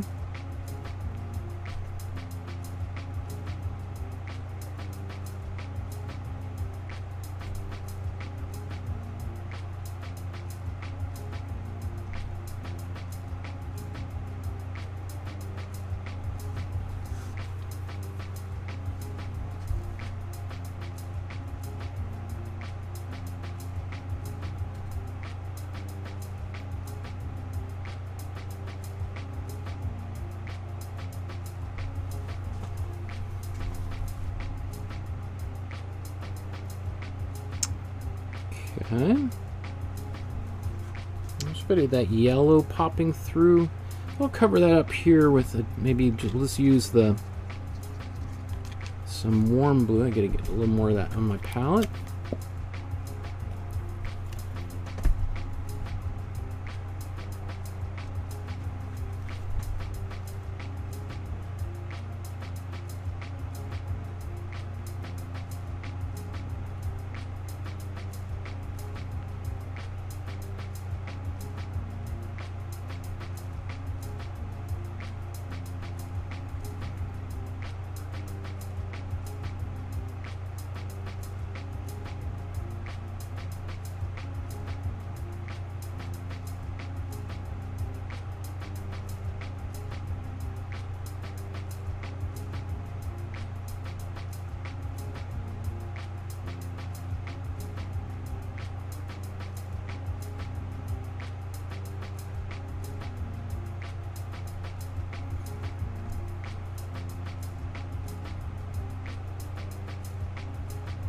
So really what I think is we want to be doing is just try to alternate some like lighter and darker, different blues in these areas, and just sort of building up these different layers of color. And they're going to look different. The same color based on different backgrounds is also going to change the way we see things too. So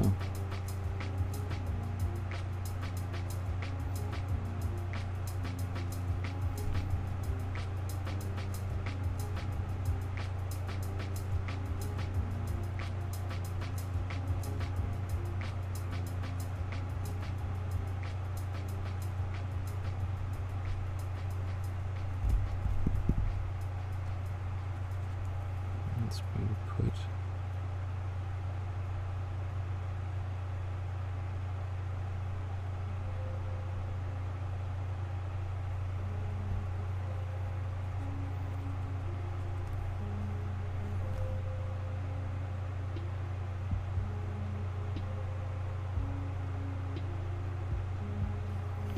So these gray blobs.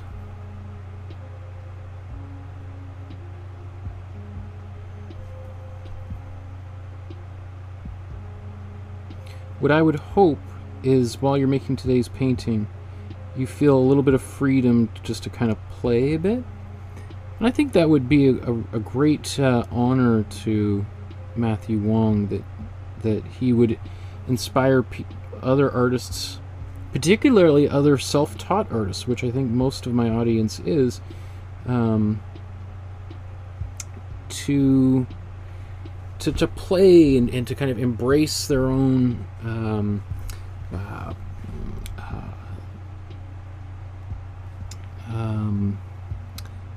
desires, and rather than trying to replicate his paintings exactly 100%.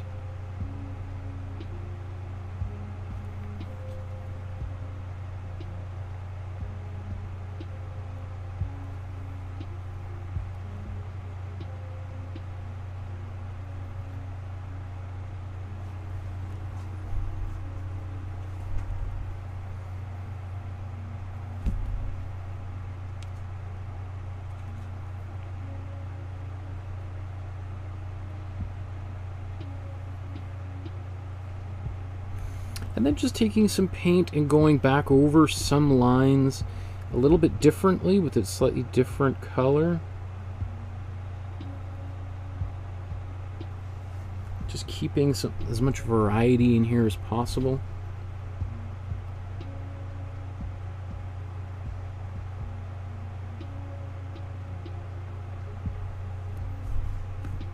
Like this kind of tinkering stuff is like my absolute favorite thing to do when it comes to painting. Oops.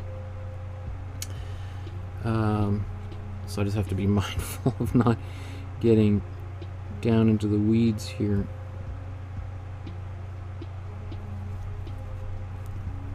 But okay, let's look here.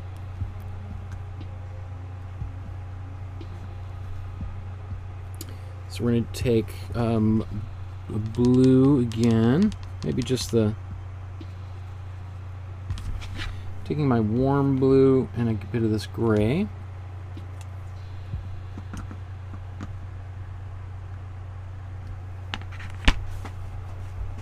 And then I'm going to make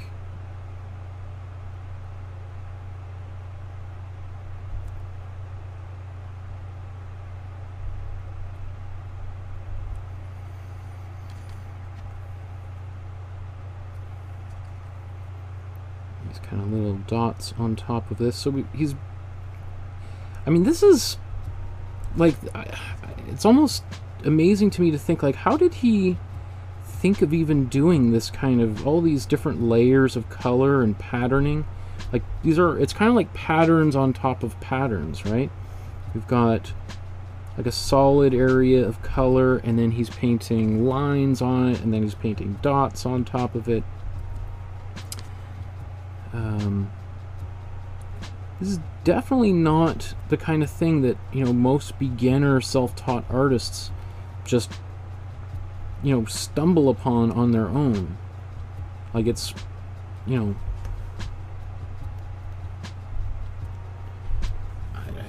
it's blows my mind. Like, if it's just so cool.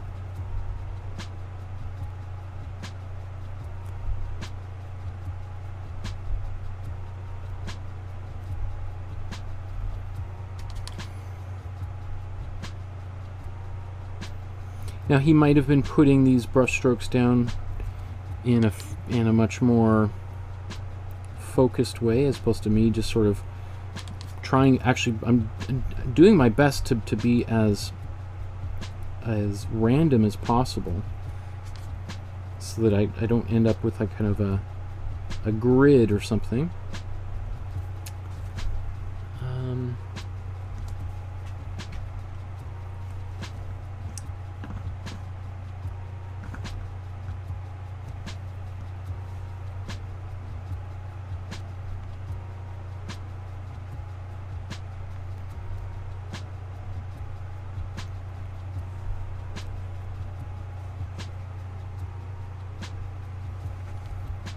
Put a bit of gray and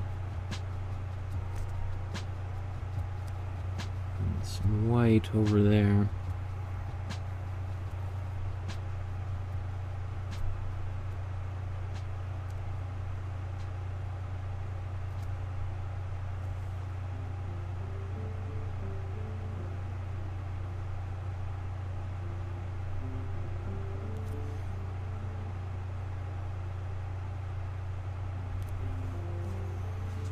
A bunch of that dry. While that's drying,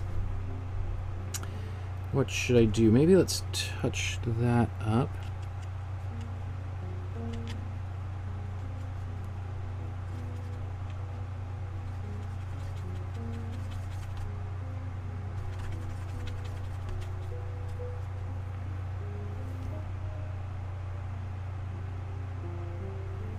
Oops, let's come back down here.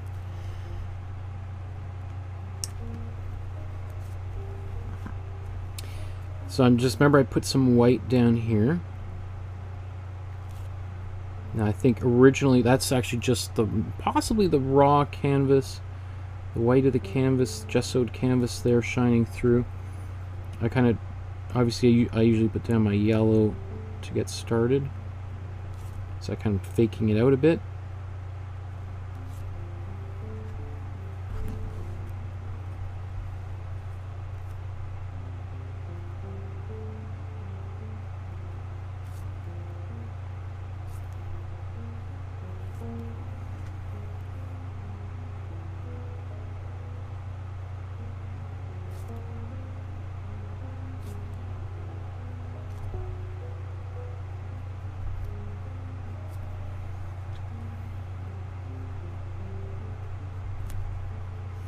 And then I'm just little places where I got kind of my fingers, like I was moving my hand over here, and you can see all this paint that got on the bottom of my hand. So I'm just gonna go quickly, and any kind of blobs, paint those back out with this color, which is gonna give it a little variety in a few of those places. In fact, maybe I'll take this same color.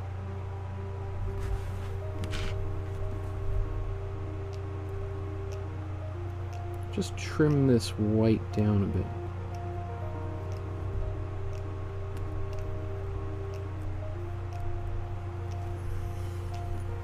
Okay, so let's take a little moment to take some tea and look at where we're at.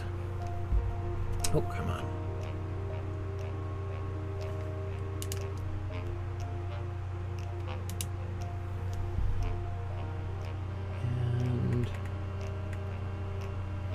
Yeah.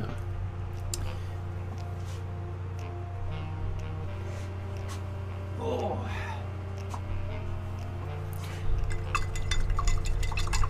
So I'd like to finish this painting within the next like 20 minutes, ideally. So I can move on to the second one.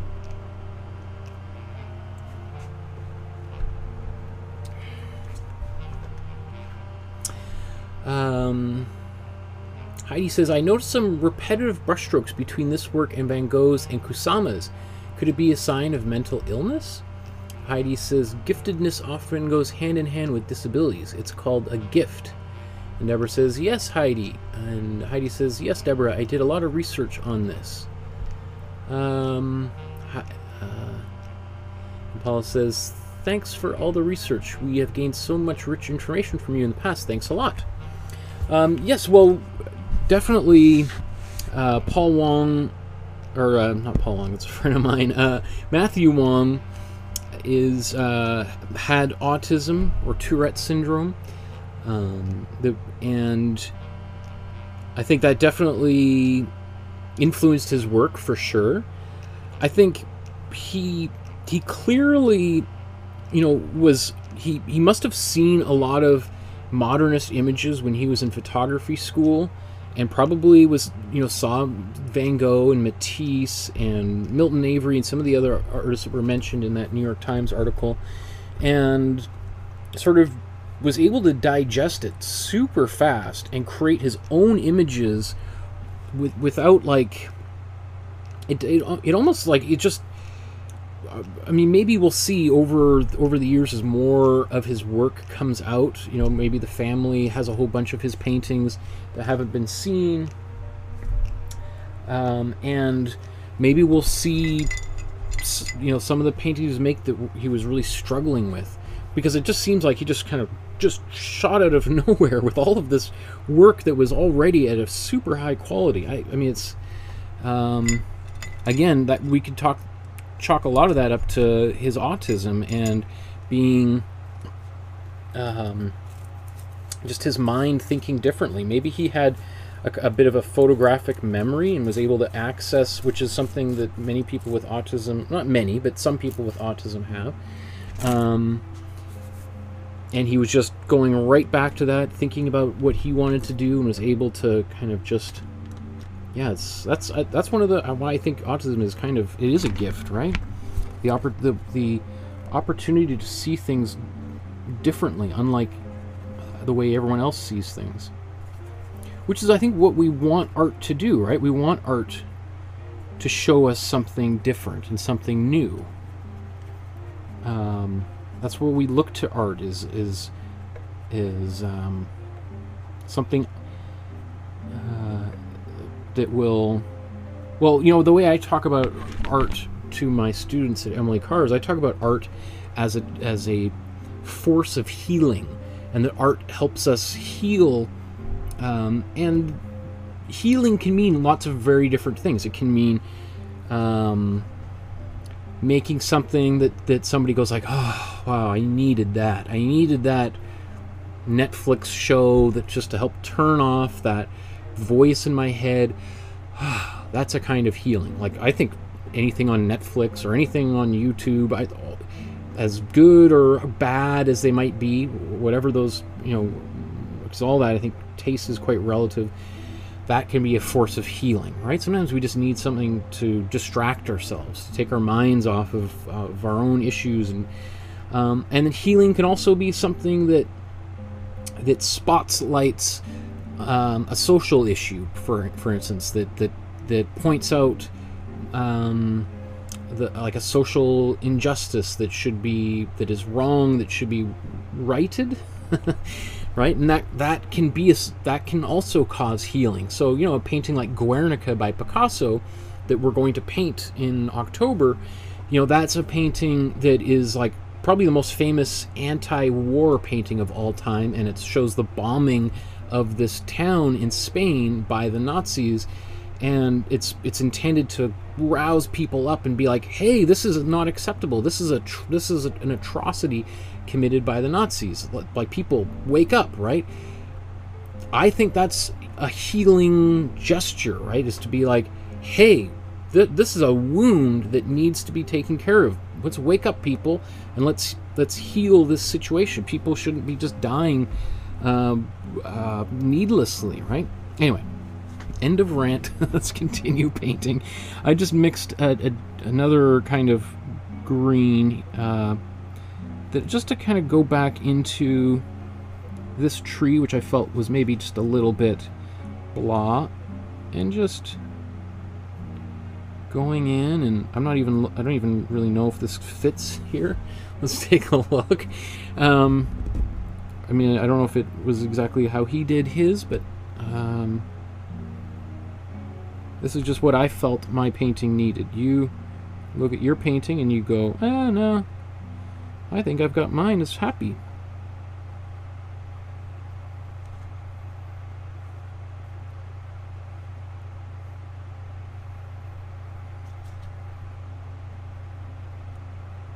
So I made a point of not covering up all of this tree, all of my previous lines. I wanted to keep them, but not cover them.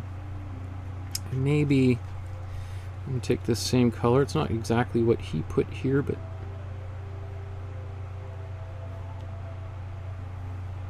again, I'm going to put that there. Maybe I'll change it. I don't know.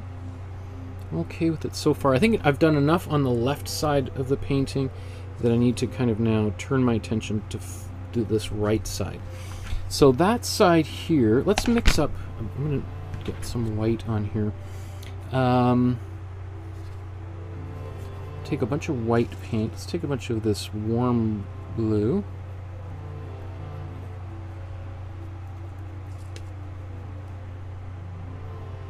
Let's see. I might need to do. I think I might do a couple of layers of this. We'll see.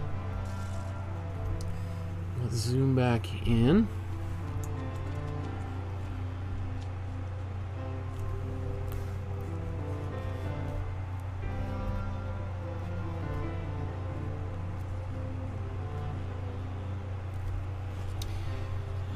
Okay, and okay, I need a bit more white.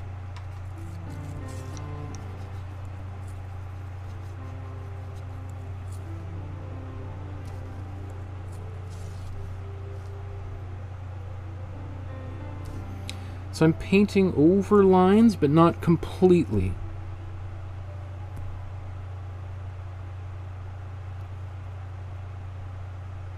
Again, like, how did he even think of doing something like this? You can see I just let it trail off, which is what he's doing as well.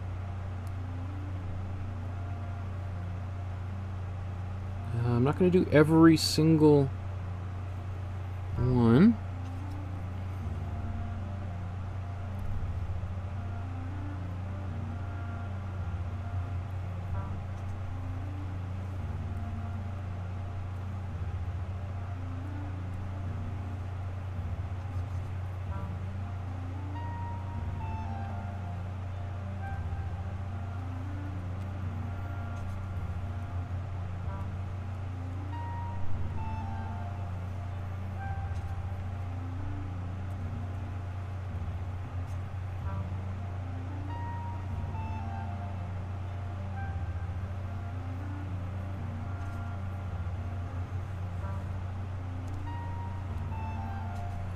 And then as we go further up this, looks like sort of a big hedge or something, right?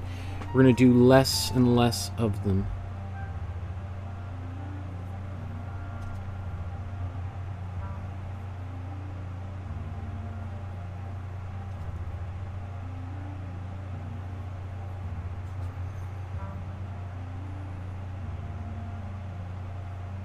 Or maybe doing less and also adding not quite as much white in there.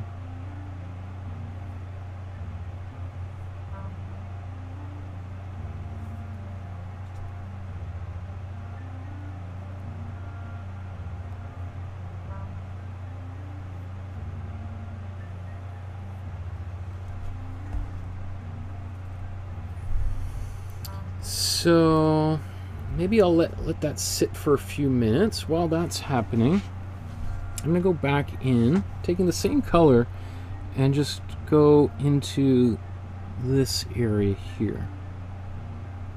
I originally thought he was going to paint this, I was going to paint this all white and then blues on top, and then I saw that he actually painted it white on top of that area. So maybe there's a little, well, we'll see for now.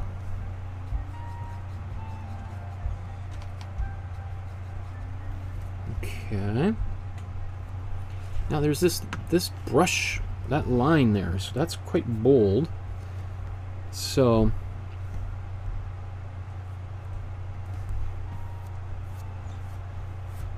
didn't quite like that.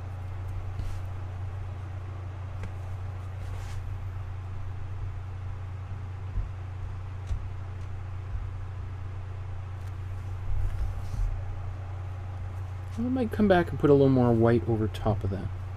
We'll see. And my sun keeps getting darker because I keep accidentally mixing some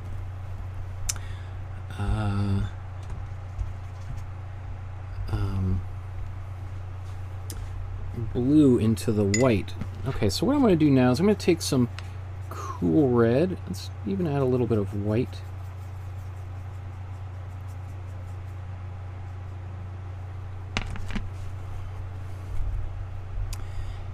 And I'm just going to do a bunch of these little dots in here.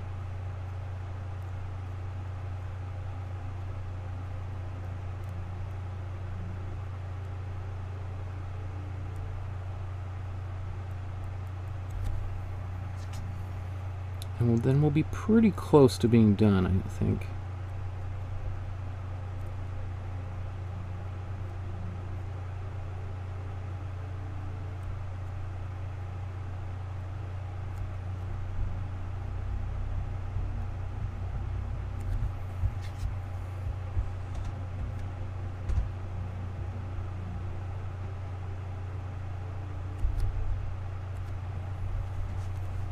Ugh, look at that, I got paint right there in the middle.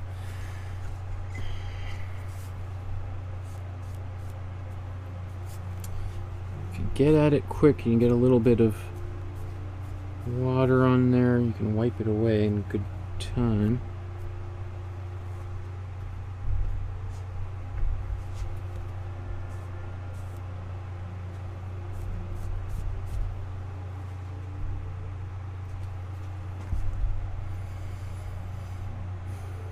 Okay, so let's zoom back out and just see how things look.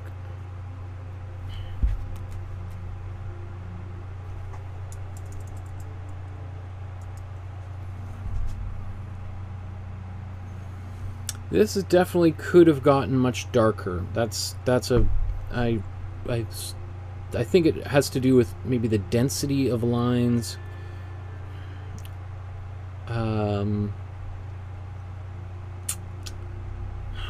I don't know. I don't really think I think I can live with it. Or you know what? I wonder if we did a glaze over top of it. I think I'll do that. I'm gonna blow dry this because I got a bunch of thick paint here, right? So I think what I'll do is I'll glaze a warm blue right over top, and I think that would help a lot. Let's see what else. Everything else looks pretty, you know, again, it's a density kind of thing. We need lots more dots and lines. I don't mind it like that, though.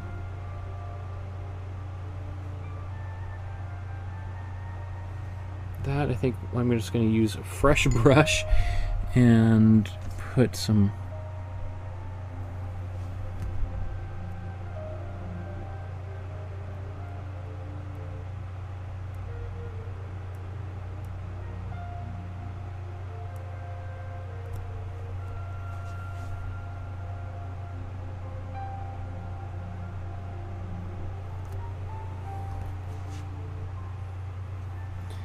And when we looked closer, he actually put like almost a little ring of warm yellow around it. So I might do that too once all that dries. So I'm going to blow dry everything, and then I'll do definitely a wash down here. Let me think as I'm blow drying.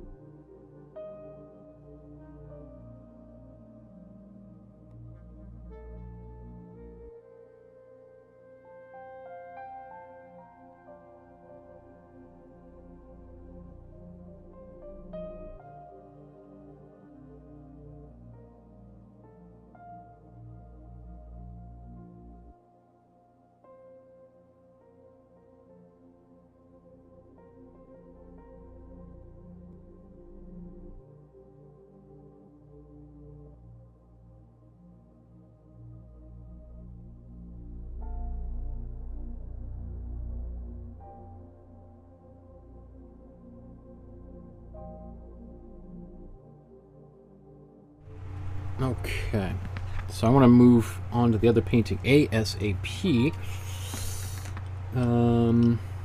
Where's...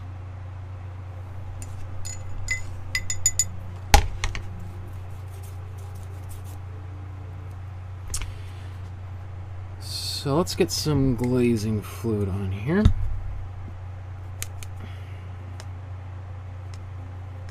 And a bit of the warm blue.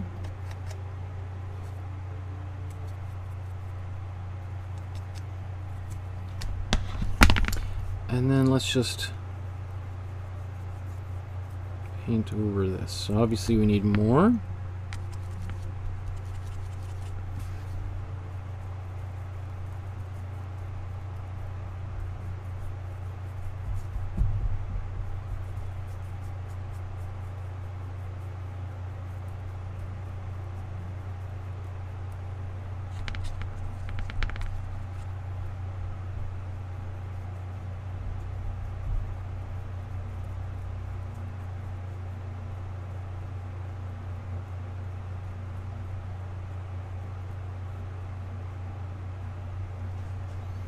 Right, so that just darkens everything down. Let's go over here.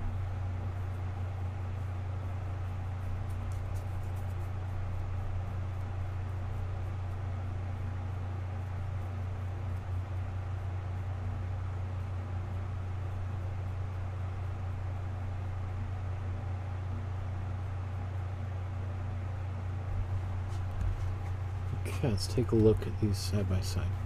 Yeah, we could do that again another time. The only thing is I'm losing the darker lines that were underneath there because of that glaze, which is not surprising.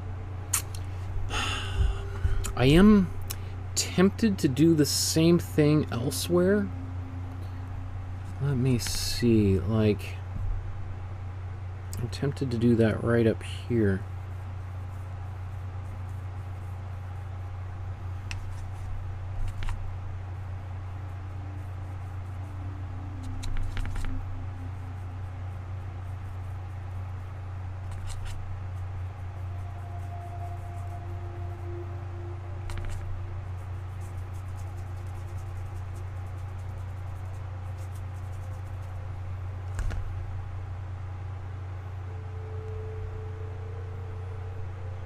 That helps. Let's just keep on doing this because I'm kind of liking some of the results.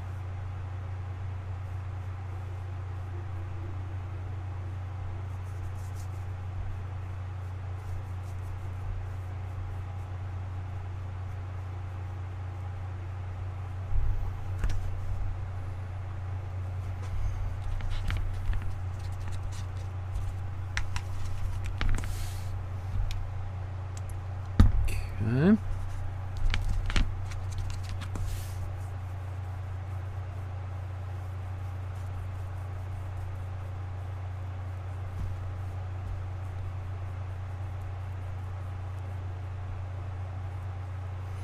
So the only problem with this is when you glaze the same color right over top of the original. So for instance, I had this, the color I just glazed over here was the warm blue right out of the tube, and it basically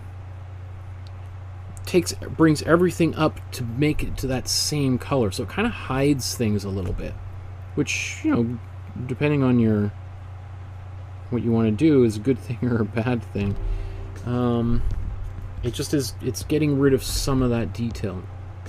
I'm not so happy with it, but it works. I think I might be okay with moving on from this painting. Maybe we'll see. I don't know if I feel like it could go much darker. That's all I'm gonna say. Okay, so let's you know what, I'm gonna say this one's done, otherwise I'm gonna fiddle with it endlessly. Let's sign this one before we move on here.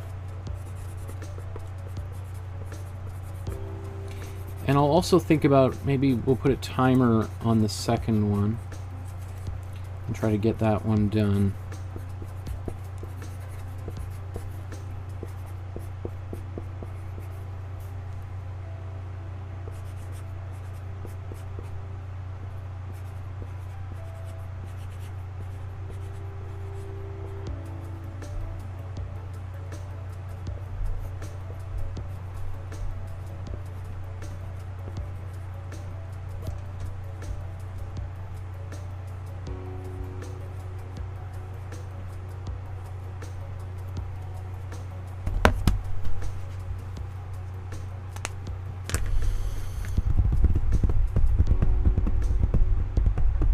think I want to, now that I'm looking at it a little more, I like this blue. I'm going to just dive in and continue that glazing effect, which means I'm going to have to put a little more white back over this, but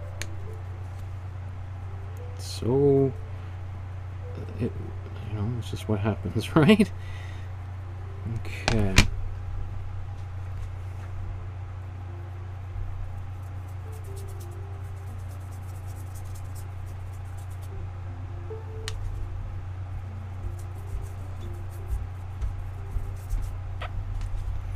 And I think you should feel like, I think you should feel totally free to do something kind of like this. It feels a little bit bold. It feels a little bit scary to work on an area for a while and then to like just radically alter the color.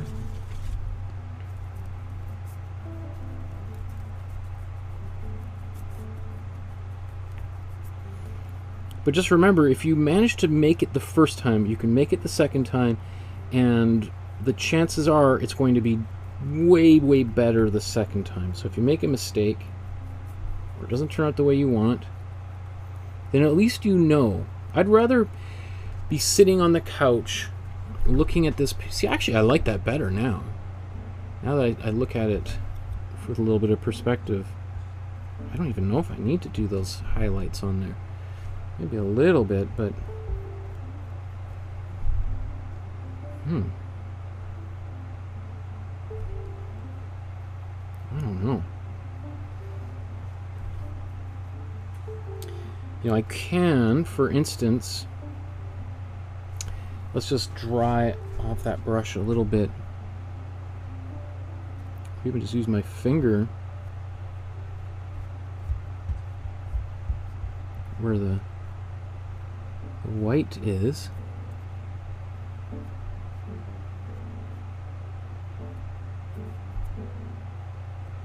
Before this dries.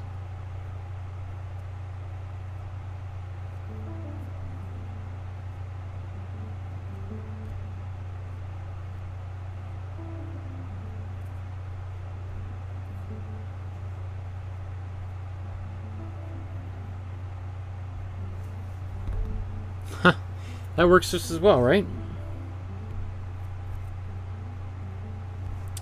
Okay, so that's good. Took a little bit of a risk right at the end, but it paid off. I think I could do more to that, but I gotta plow ahead. Okay, so let's take a look at this original. I feel like I got paint all over my face, but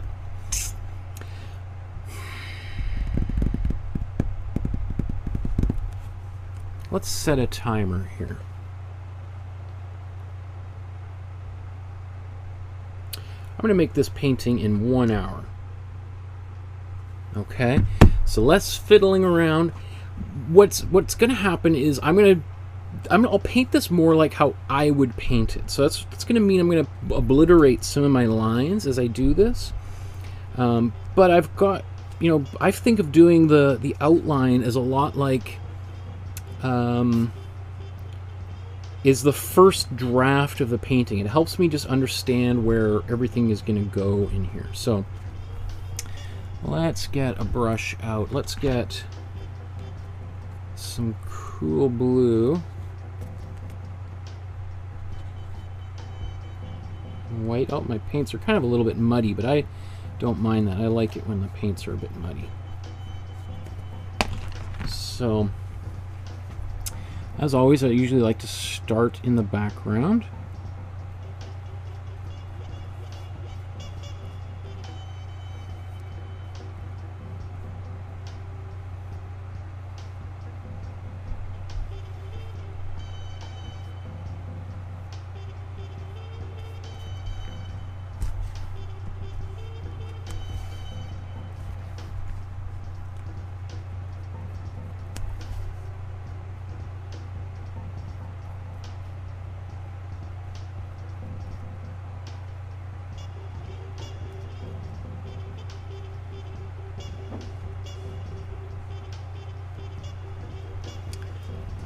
Okay.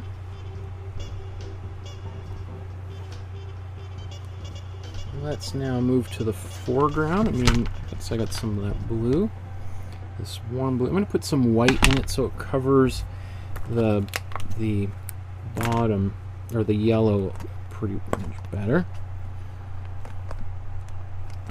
All these, I've got a bunch of whites that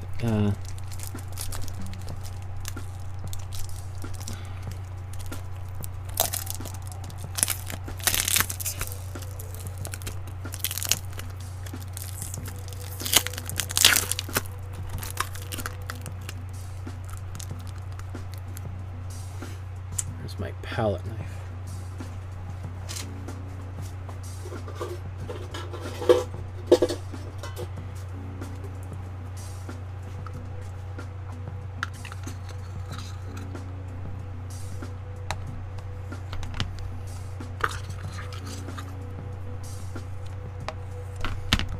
Alright, so sometimes I just take the tube, cut it down so I can get inside of it.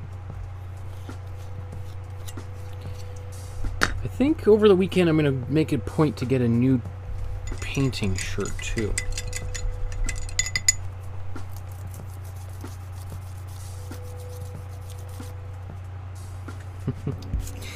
Okay. So we've got this is our cool blue here. Now let's take a warm blue and go into the foreground. As I say, I'm going to take some white and mix this in here, because then I can do a nice warm blue over top. Now, you could use like a zinc white, which is not what we're using. I've got a titanium white, would do this really well. I could just do this all in one.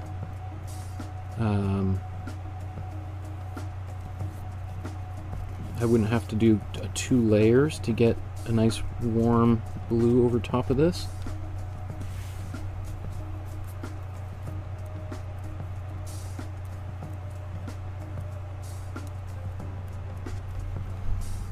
Right, so you're saying like, wow, that is kind of a big bright blue, right? Yeah, it is. But this is kind of what I need to do when I'm painting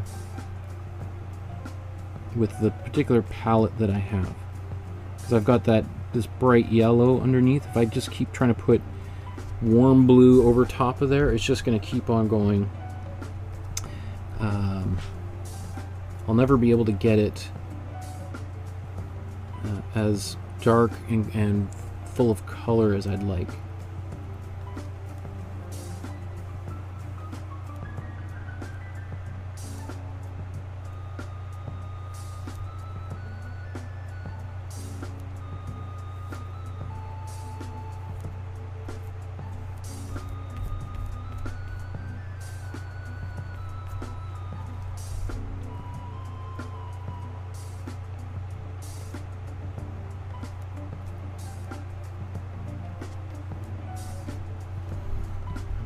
Okay.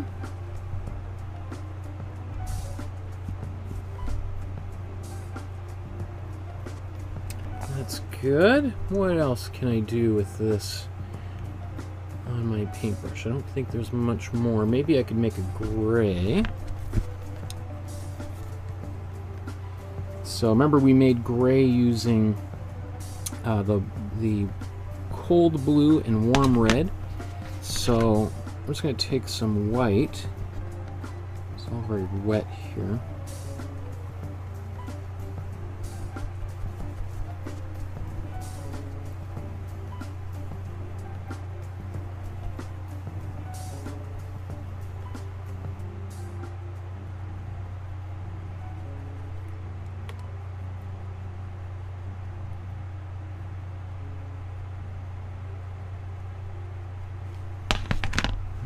Okay. It's got a bit of a blue cast to this gray. Remember, you could always use white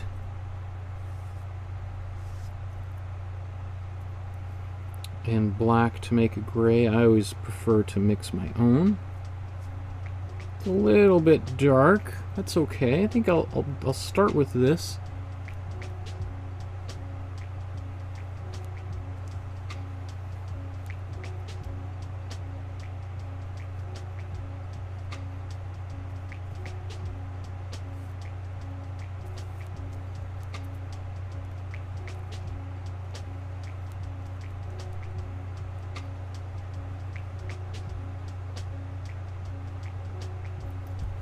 Okay.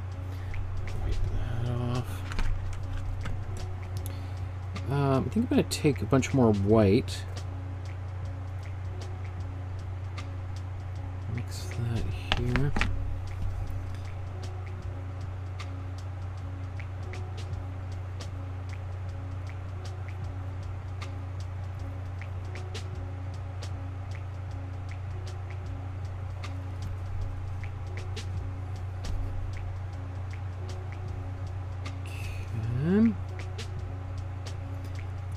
And then I'm just going to take this, again, get more white on here, and just kind of go over and allow this color to kind of blend a bit. See how it kind of is a little bit, I'm allowing it to kind of behave a bit like oil paint.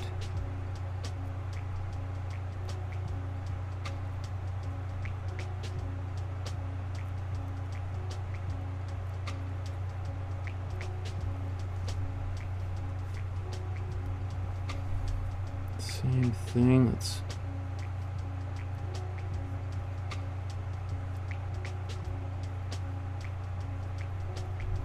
get that shape. I think that sky will do, we'll attack it again shortly.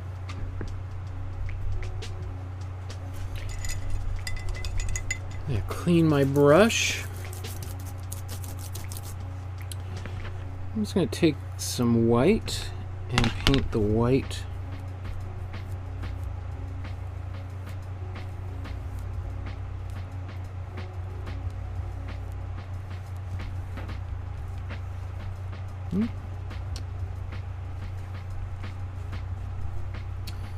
some blue got on there. It's okay. It's just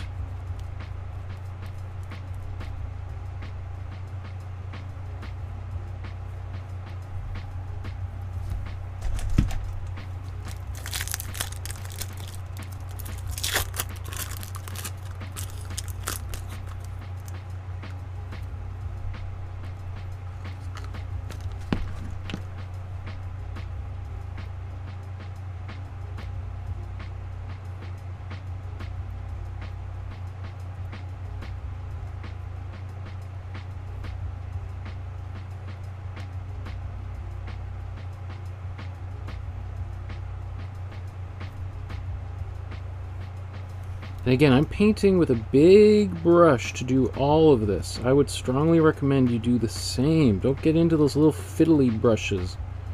Don't save your tiny brushes until the very end of your painting.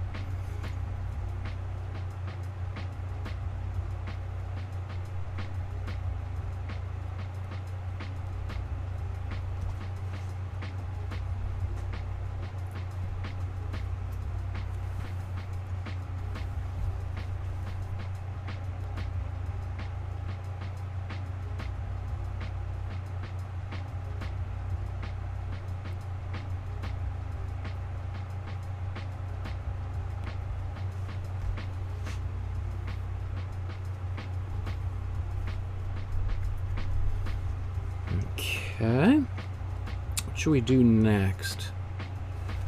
Let's clean the brush a little bit.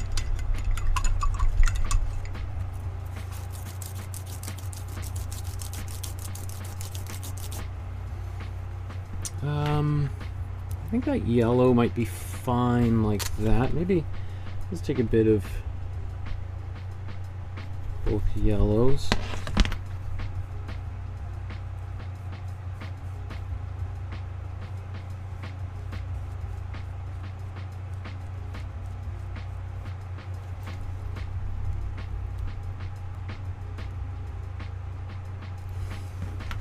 Okay, I'm going to take a bit of warm red and warm yellow, mix that together.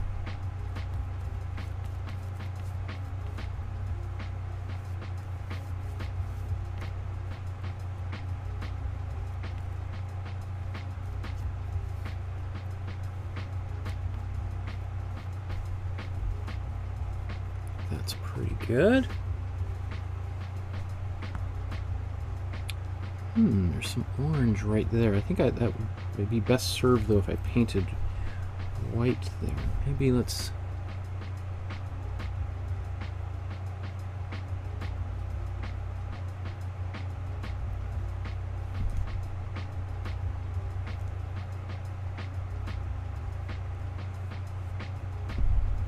some orange in there. Okay. Now, let's get that green in place. How am I doing for time here? 47 minutes. So we've got all this done in the past 12 minutes.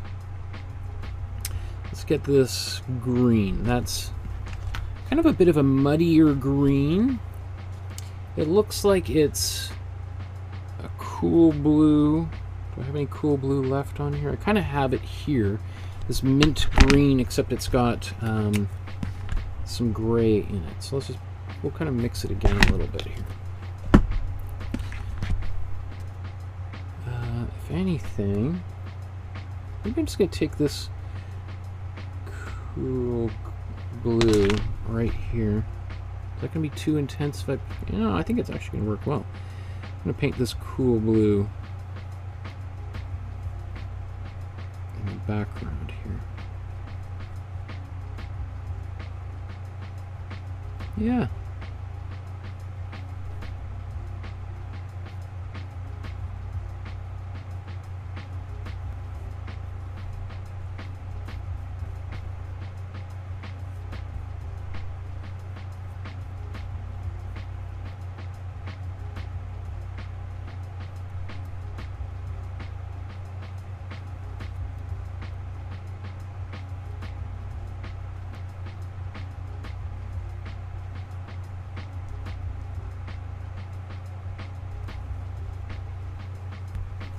Okay. And then for this green, let's take this same blue. Let's add some cool yellow together. It's kind of green, which is great, but I think we want to dull it down. So let's take some of this. In fact, maybe we can even just mix it right into here, maybe. So this is our dark color, right? Cool blue and warm red to get a really dark purpley color. Let's see how this results. Not bad.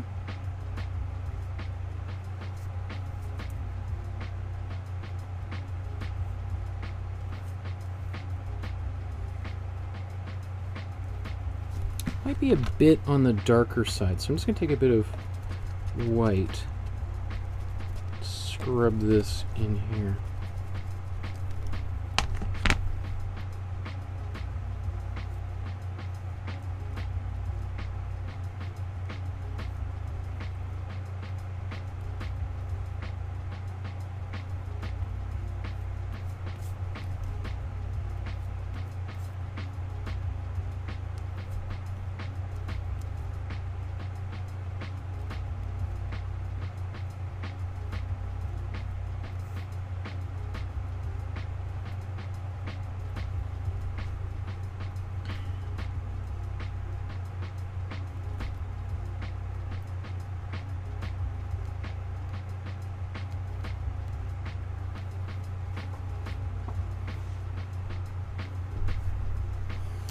And then he's got a little bit of just white in there. So I'm just going to take white right on top of my brush, not too much.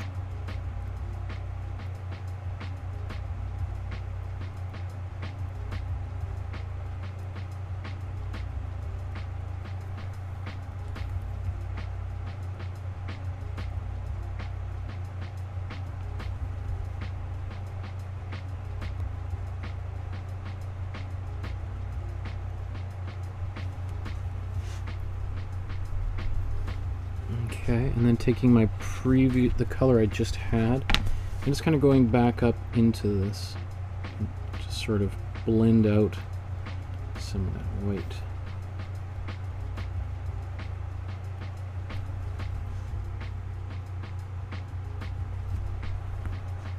Not exactly what he did, but you know, that's fine. Okay. So things are coming along great. I'm very happy. Now, I think what I'm going to do is, I guess I had that dark color I could use for this part of the table.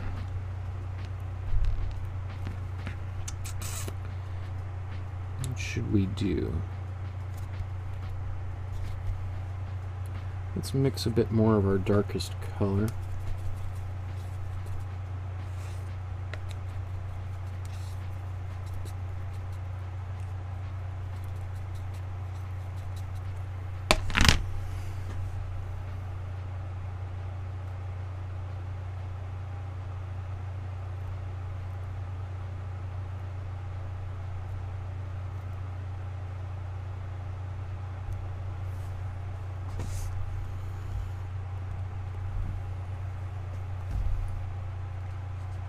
Okay. And then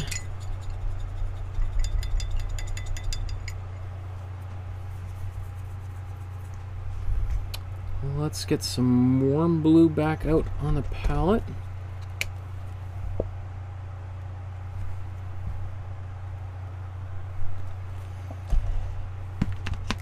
All right, so now here's our warm blue. Let's get this brush out.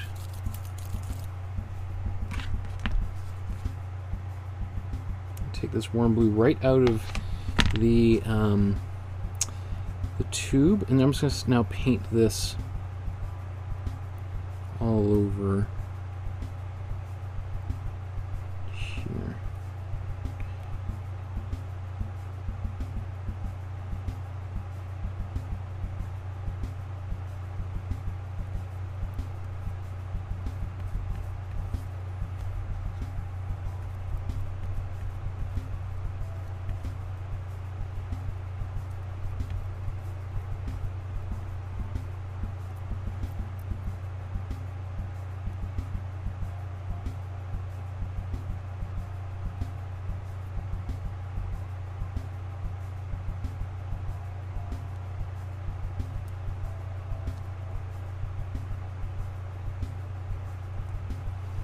So I'll let that dry. I'll do the other side now.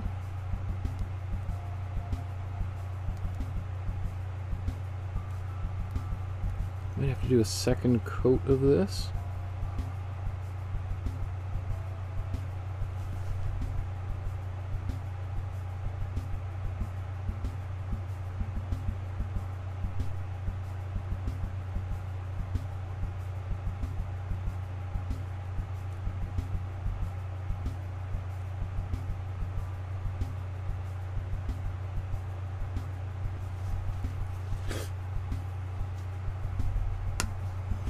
Although I kind of like that, but there's almost a bit of a purple in there. Now that I look at it, that's interesting.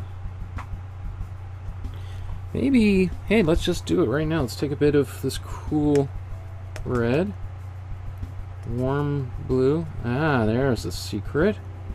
Sometimes you don't know until you're until you paint it. So let's do this again. Let's paint right over top of this with this slightly purple color.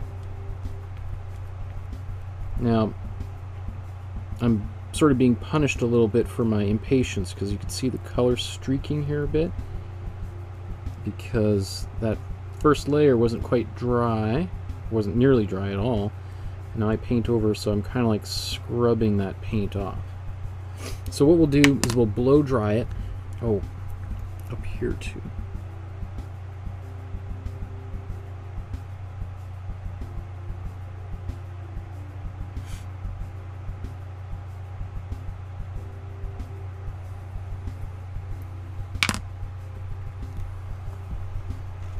And I'll mute the microphone again.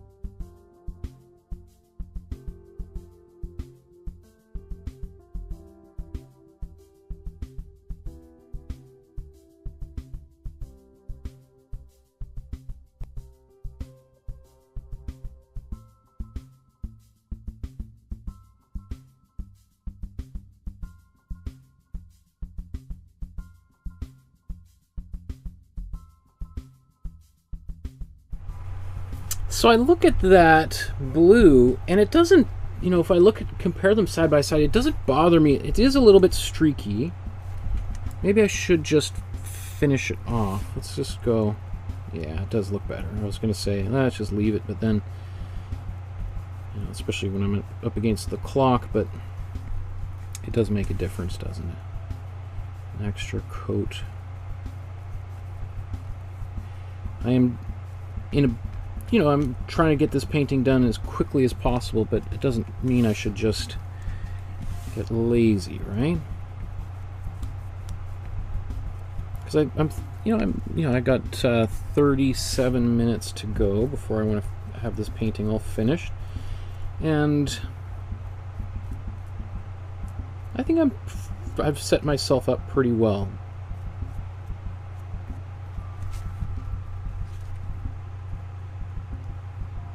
Right, because this is all my underpainting, and a great painting just needs a good underpainting, and then everything else just falls into place on top of it. Yeah, that's way better, right?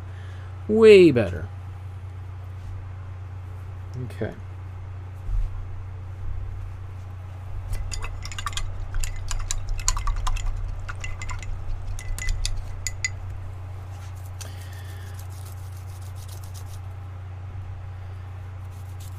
So if there's a lot of, I see the numbers climbing back up again. It got a little quiet there. The chat's kind of quiet.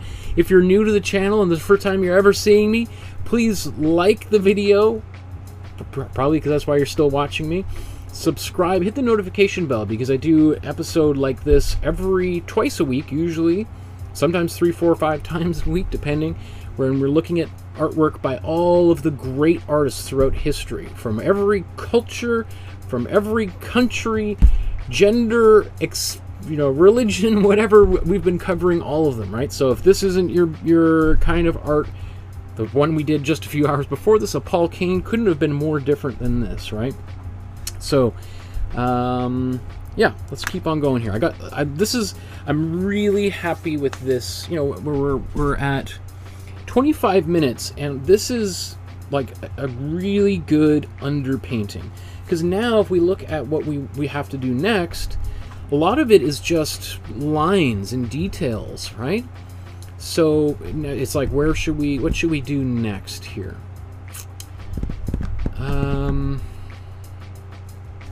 Maybe I'm gonna go back in here. Let's get some gray.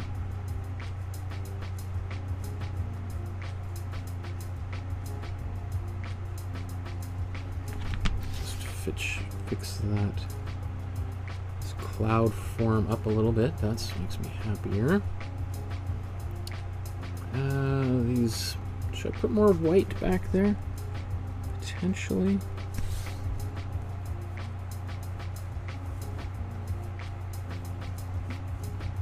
I think that'll help these. I guess they're kind of like shades on the shutters or something by this window. Will help them kind of pop a bit.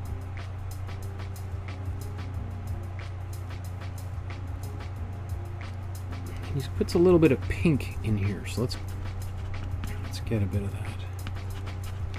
And that's a bit of a pink coming through here. Now I'm sure it's because he was, he might have added these shades afterwards, or shutters or whatever they are, and kind of painted over top of this shape. So we're sort of faking it out, right? Because obviously we're not painting it in the exact same process he was, because we're just painting the final version that we see.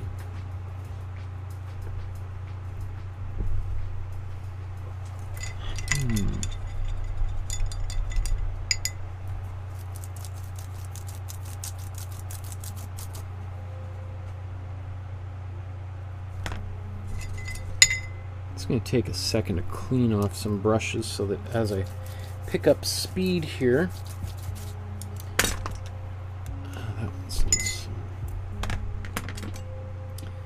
I have all my tools ready to go. Okay, let's take a sip of tea.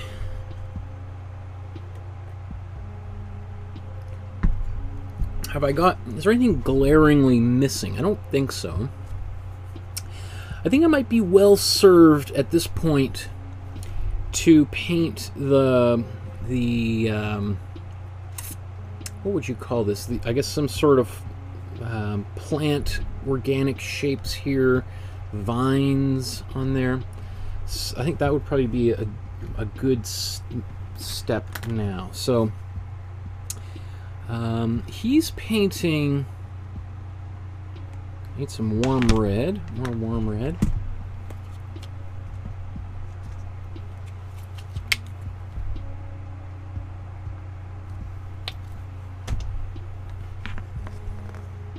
So he's got warm. Now, if I paint this warm red right now, we're actually going to get a very similar effect to what we see over here on the right.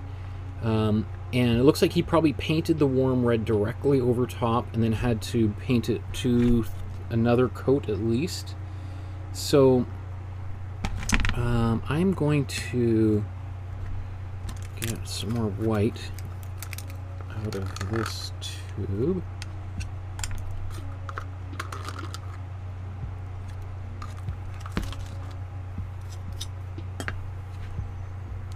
I'm going to add some white into this red. That's going to give it more coverage ability, and it's going to be less affected by the color underneath it.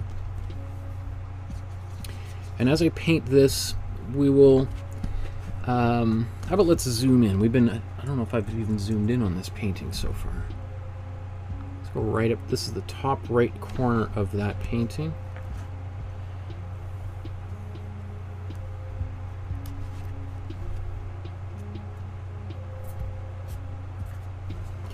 Fingers are getting really covered in paint, which kind of drives me crazy when I get to this point. This, it's like I feel like I'm at like a county fair, and I've been eating some really sticky candy, candy floss, and I've got it all over my fingers and.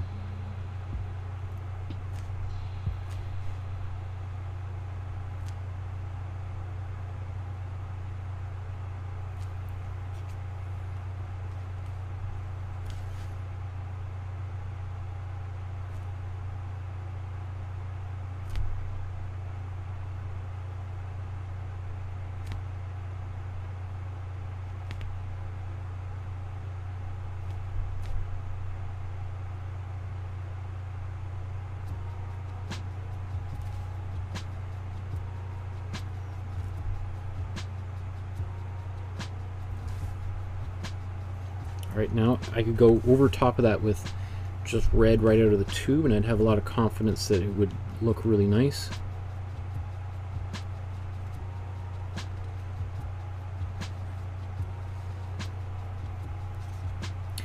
I just, at this point, it's kind of a race against time kind of painting. I don't have the luxury of maybe doing 2 coats and maybe they turning out okay. I gotta kind of nail it the first time. So these vines are not going to be in the exact right place, just for anyone who's keeping score here. Like, I don't know what I just did there. Okay.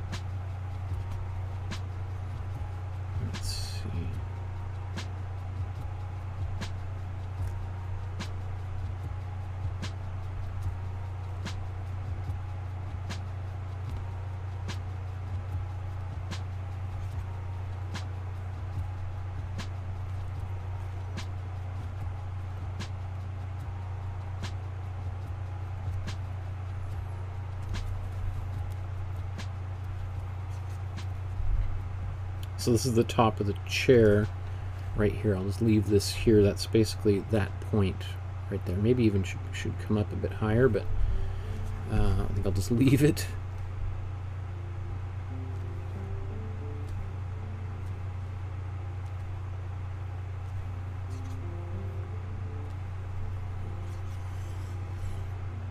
Okay.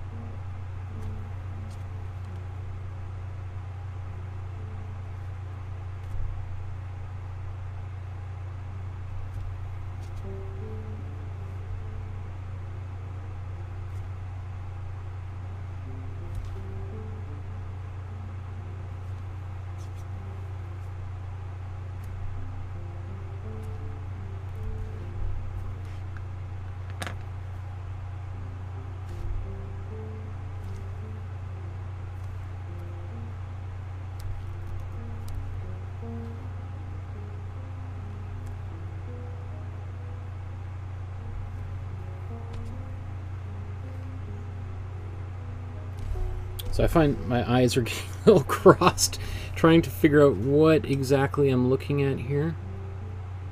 That's a little tricky.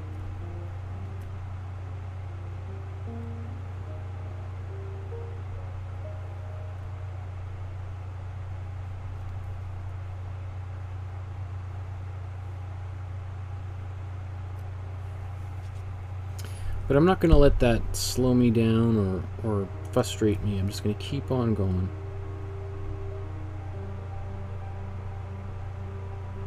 And I just remembered, I'm just telling myself, hey, it doesn't have to look like the original exactly. I think if I don't put these vines in exactly the right place, it's not like people are going to go like, oh, I don't recognize that painting at all. It's just going to be, it'll be more like a thing for, you know, like little kids, like, what is wrong with this picture? What's the difference between the two of them? You're like, oh, the vines look a little bit different. They're starting and ending in slightly different places, but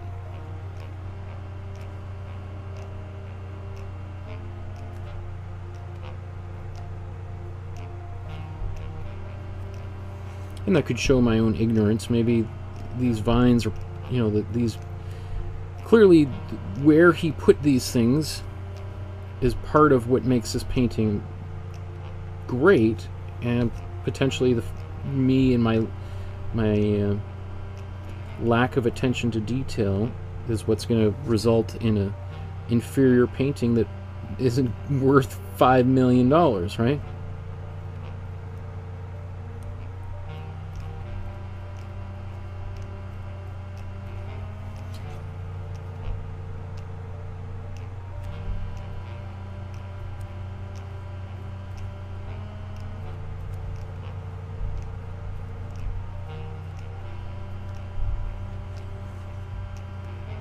Okay, so let's zoom back out again.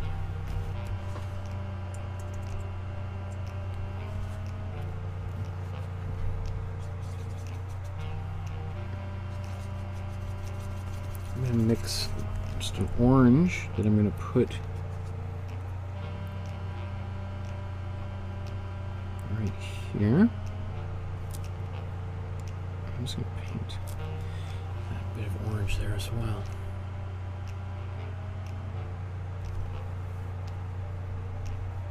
So you can see now I can paint red over top of this, pure red from the tube here, and all these, and then I can paint, actually brighten, add white to this area. So they're kind of like a little bit in between.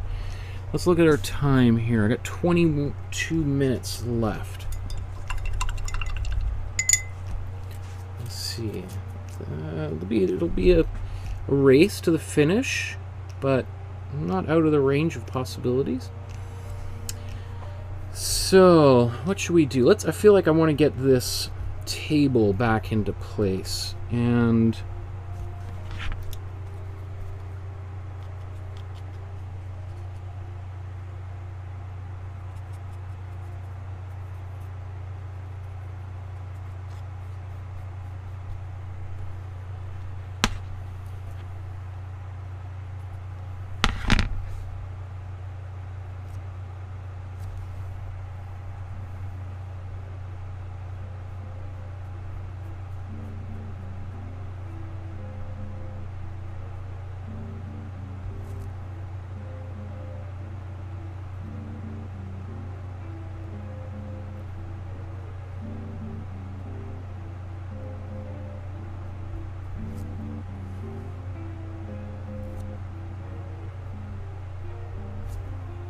okay.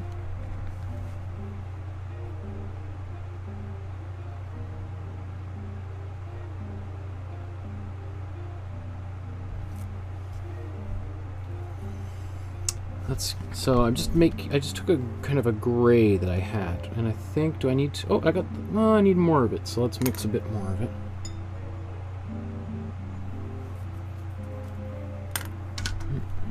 Clean a brush.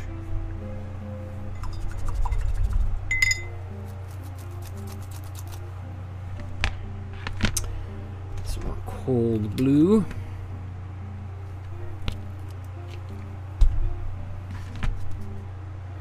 Take my cold blue, I'm going to mix it in with this warm red. Get a nice dark color. Right now it's kind of a brown. We'll just add more cold blue to it. And this gives us our kind of darkest color on the palette. Right, nice dark color, which we can use, I think, actually just right away for a few places. Let's put that on the railing.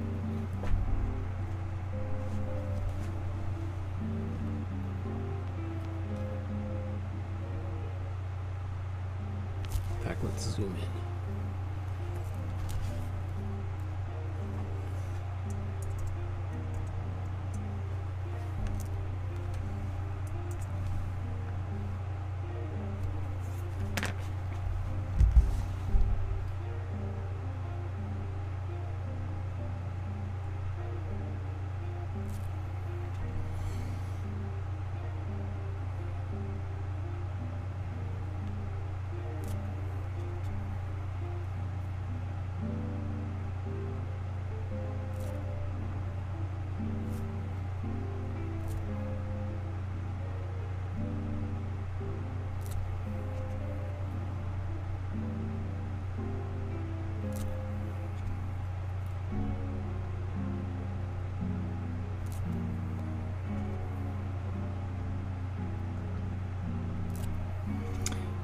I don't know if I have enough here, the same number that he had. I'm not really concerned about that, obviously.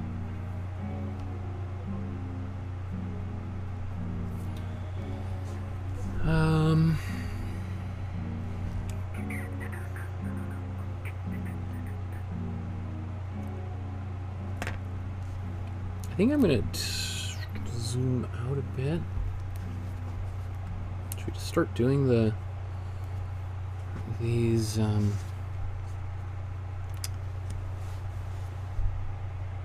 shutters?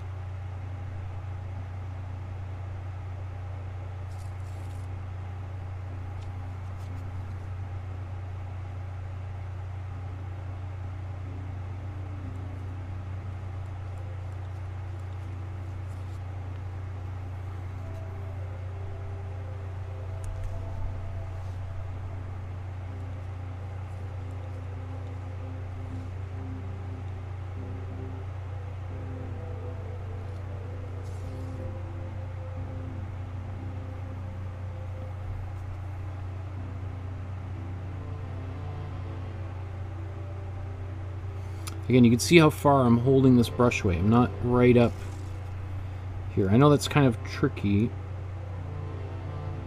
for beginners artists.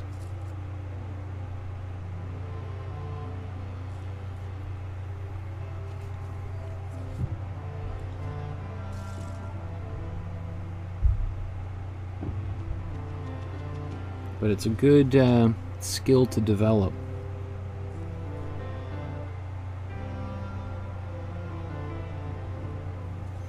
Now they are a little bit dark. I think I might go back over top of some of them. I see he didn't do the inside of that, so I'll avoid that as well.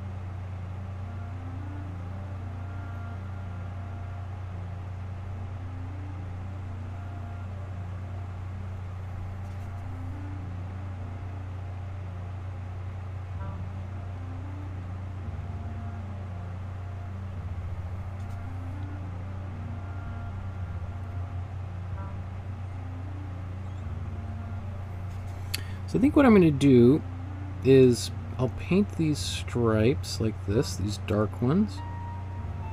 And I might even just flip the canvas around. So let's just see here for a second.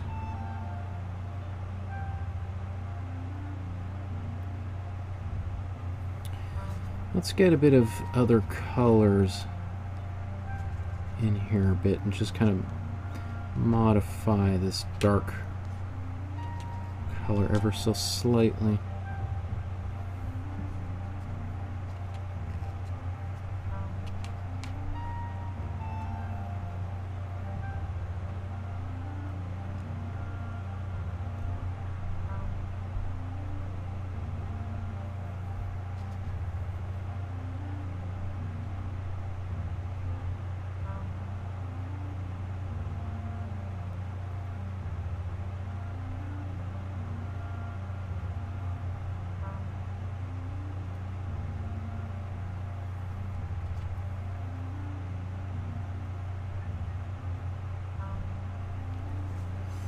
Right, so these lines aren't behaving properly according to like perspective rules, right?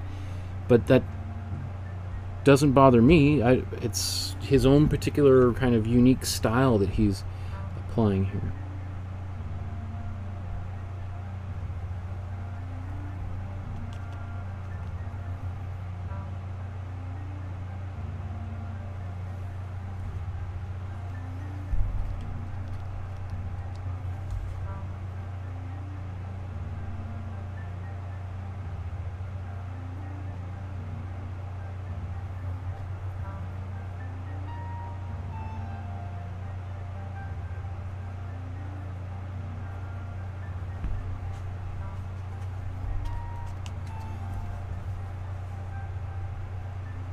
See, this one seems to behave a little closer to what we might expect.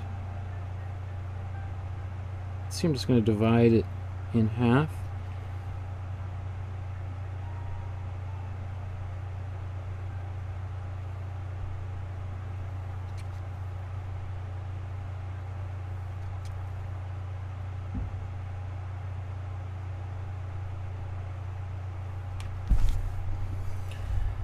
Got 12 minutes and 40 seconds on my timer here.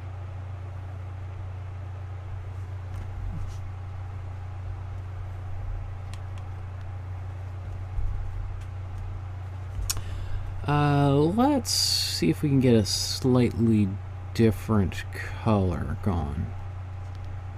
Here, let's take some cool blue. I don't have any more white on here. Oh, there's some white.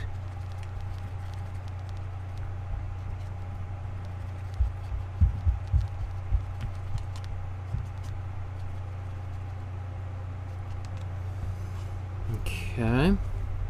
And then I'm just going to go back. Oh, in fact, I'm going to turn this painting upside down.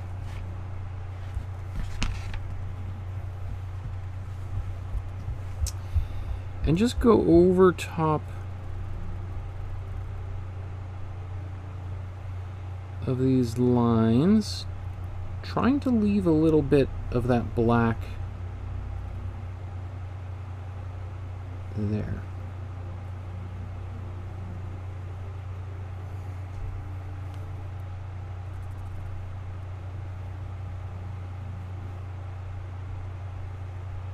I'm not trying to hide those lines, I just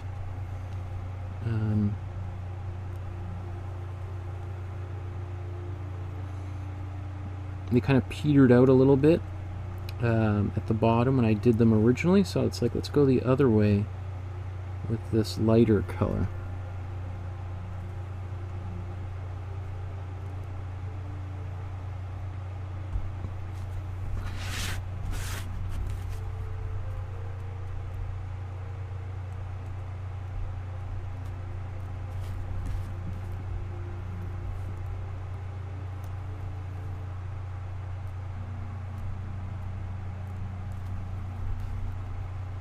Okay, so let's zoom back out. Let's look at both of them side by side.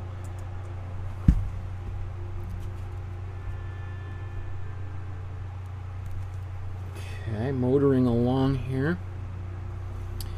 We can take the same color. I want warm blue again.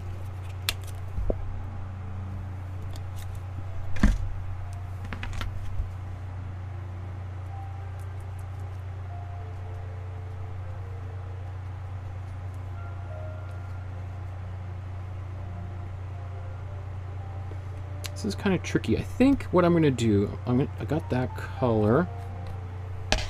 Let's wipe that off. I'm going to make some more of my dark color again.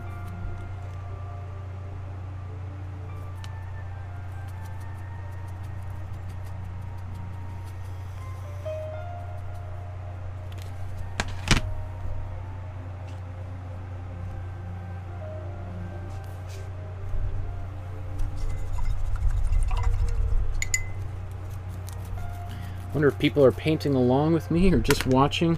The chat looks like it's gotten pretty quiet over the past hour, so no one said anything in the past hour, I don't think.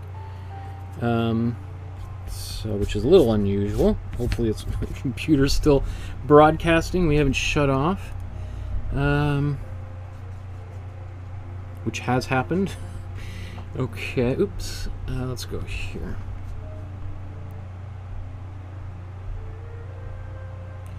Let's do this table. So I'm going to paint a bunch of these lines darker, just like I did up on the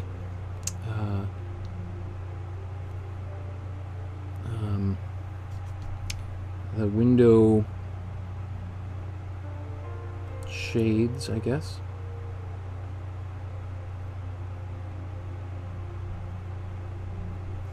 And then I can darken them if needed. So I've got these lines. First I'll paint them dark, sorry, and then we'll go back over with a light blue, or a slightly lighter blue.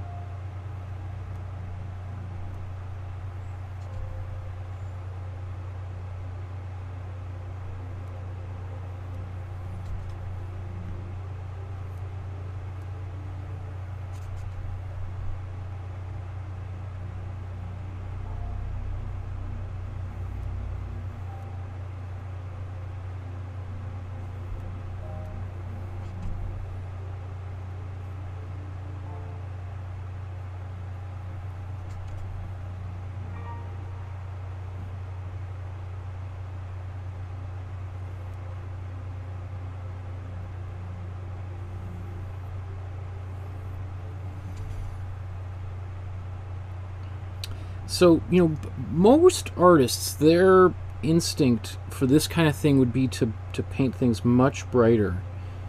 What I love about this, and I think this is where you can really see he's a real, like, talented artist, is he doesn't mind having lots of dark detail. Like, allowing that area to get dark takes a lot of courage, quite frankly.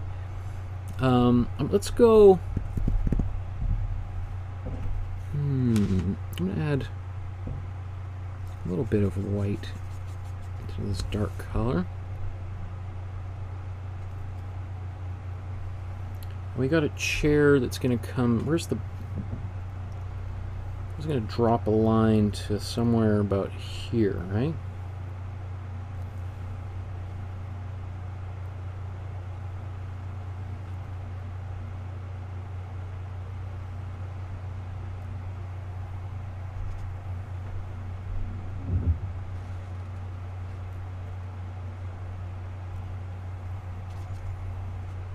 Okay, and then we've got.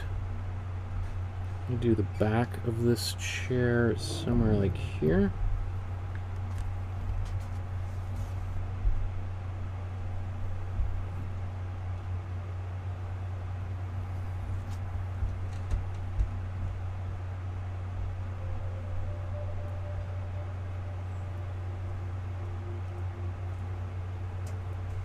Not sure why it curves like that, but I'm going to put it right in there regardless.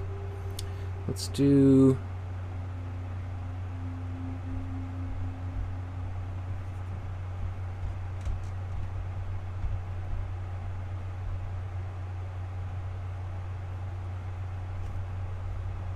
I guess I exaggerated that a bit. Let's just...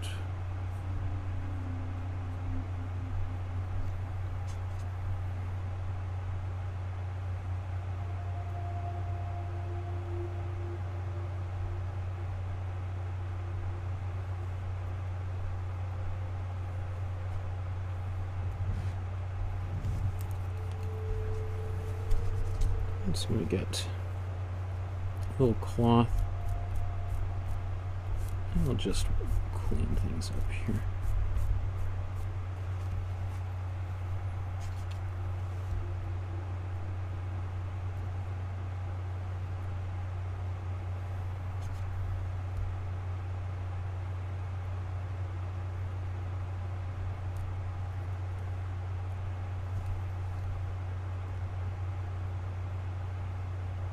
See, I'm not too happy with this. Here, let's see if this is dried completely. Might be able to get away with this. I might have to put some white paint back on top of here. That's okay.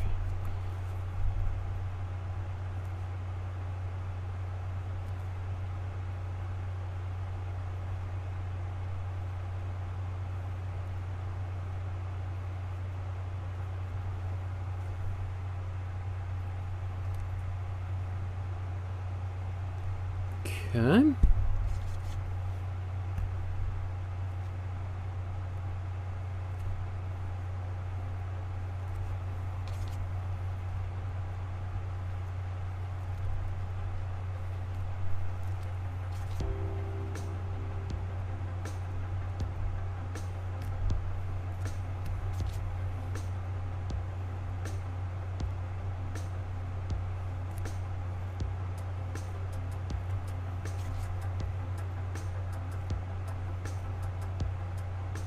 Ah.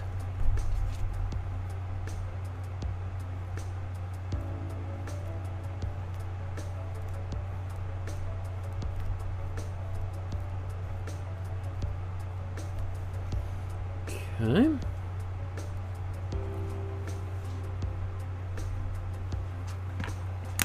So let's just take a bit of, well, let's see. This might be okay if I put.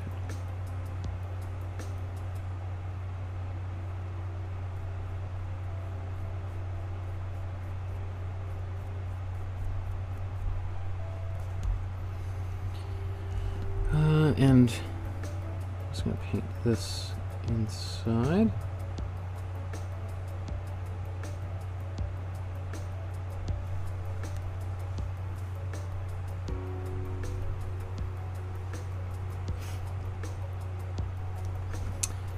And I'm not happy with the way this looks. Let's do that, and we'll paint warm blue over there. Okay. How am I doing with time? I got a minute and a half. Obviously I'm not going to finish in a minute and a half, but let's say, come on. Oops. Let's say, let's add 20 more minutes. We'll finish it up in 20 for sure. Nope, not an hour and 20. There we go. Okay.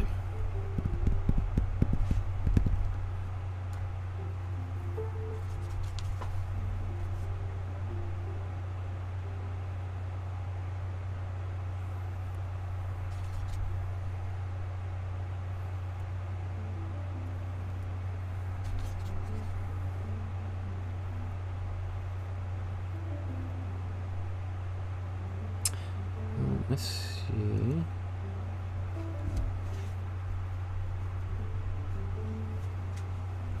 Now I'm going to paint a little bit lighter blue. This one I mixed previously. Let's paint that.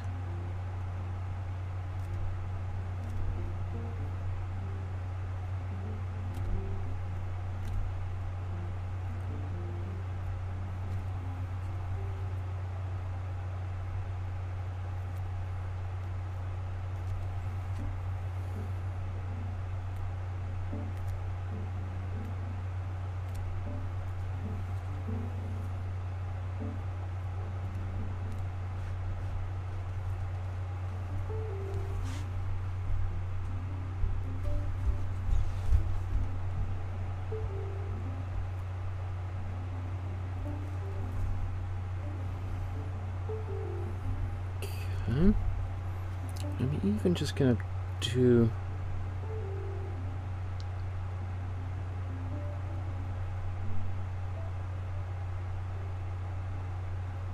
I realize this will be a different color, but...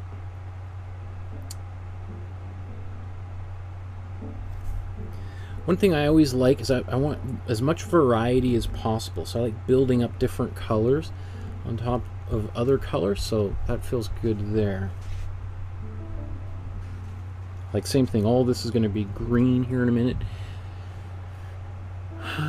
Maybe while there's a lot of wet paint down here, I'll let all that dry. Let's come back up to here and take care of this. So I'm going to take some warm red right out of the tube.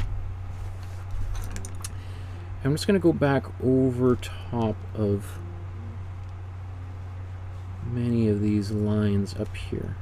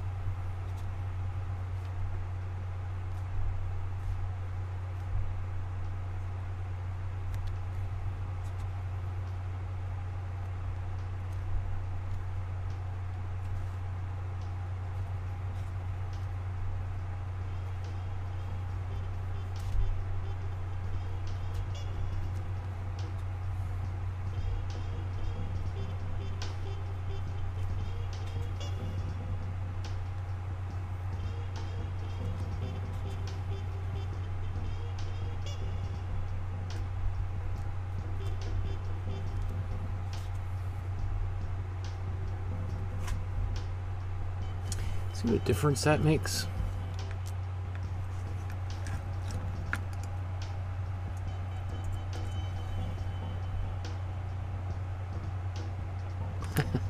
Paul says this is an impressive painting, 6 hours and more. Well, yes, we've been painting. What time did I start painting? At 12:45 this afternoon, and it's 7:30. This is my third painting of the day.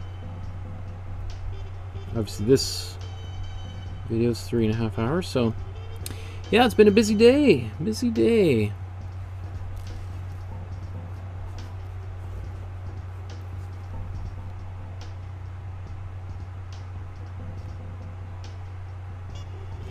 And you've been painting with me for a lot of it, Paula, too. That's that's remarkable. You've been busy too.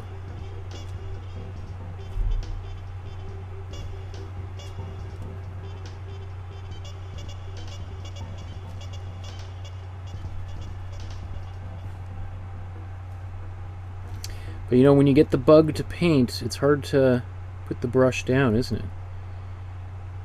It's fun to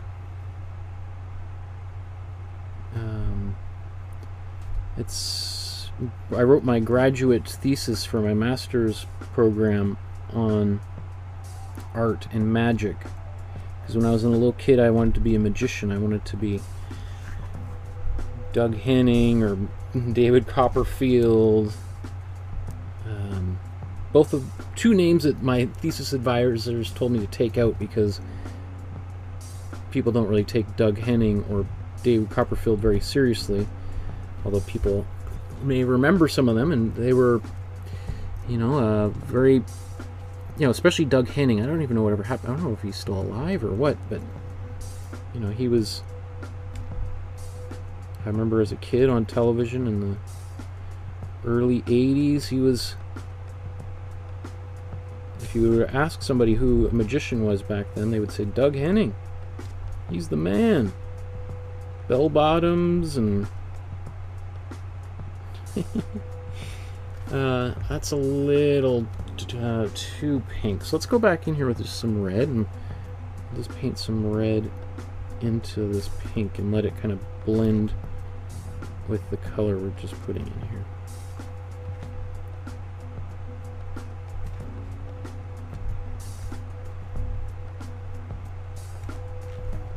Right. Okay. Let's zoom back out. I think I'm probably good with that part. Now the glaring thing here is we're going to put some cold blue right down the middle. I think it's time to take care of that. Paul says, no worry. I have all day sitting in the kitchen painting.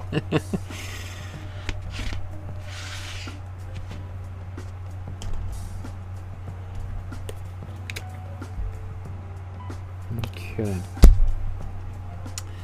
So, again, let's get...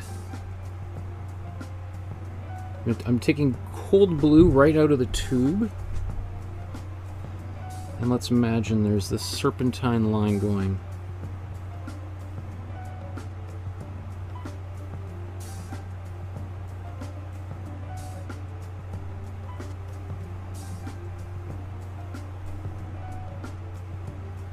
And again, look how I'm holding the paintbrush. Just about as far away as you can with a brush like this.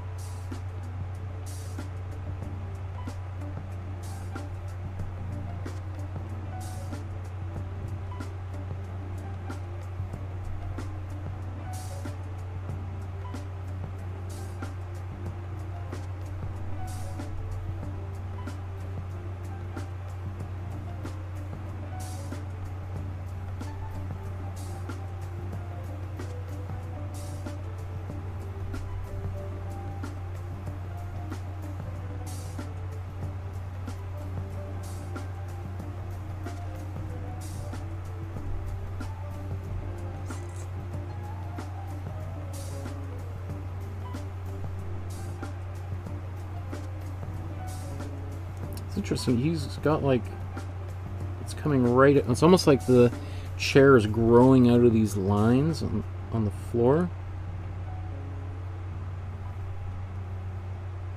I gotta say, to do this kind of thing, my instinct would be to sort of paint around this chair, and his lines are going right up over top of it. In fact, I'll just paint that right there.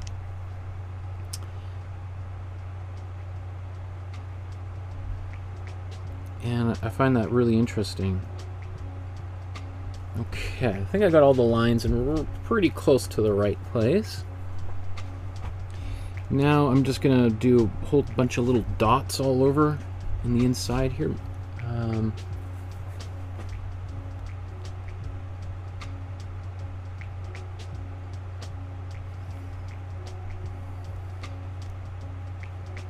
So as I do this, one thing I do is kind of plant my finger down here. Let's go to a different view that we haven't really looked at recently. What is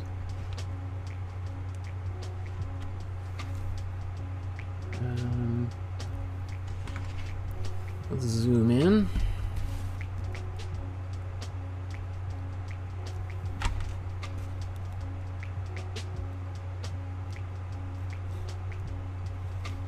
Just trying to get this a good view here.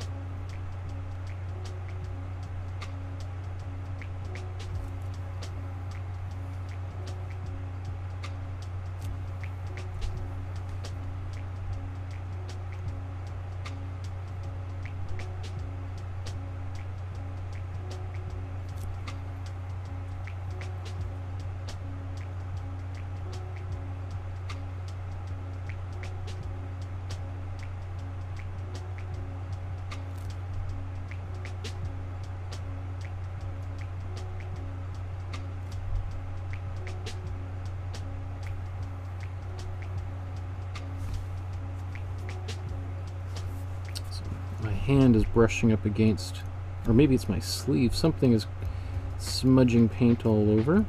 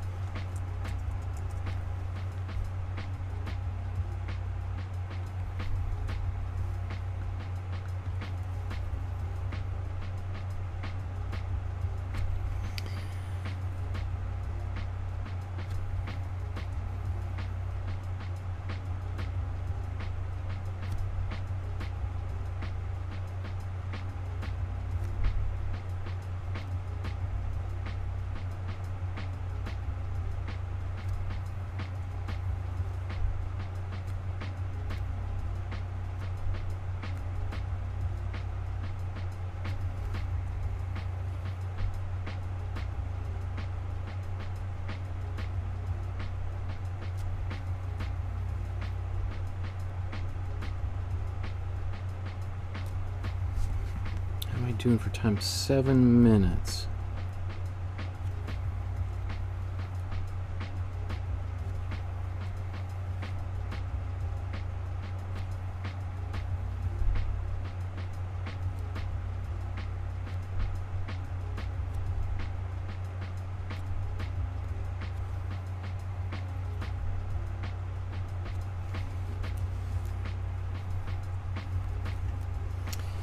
It's going to be tight.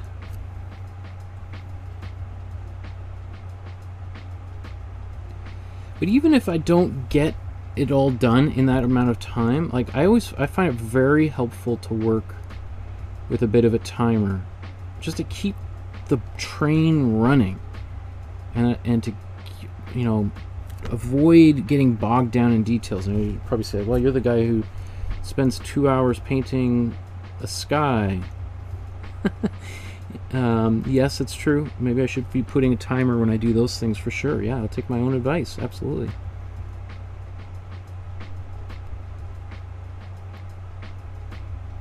You know, it's like, because when I'll talk to my students at Emily Carr, where I teach, and, you know, I'll give an assignment and say, okay, you should really only spend an hour on this tonight.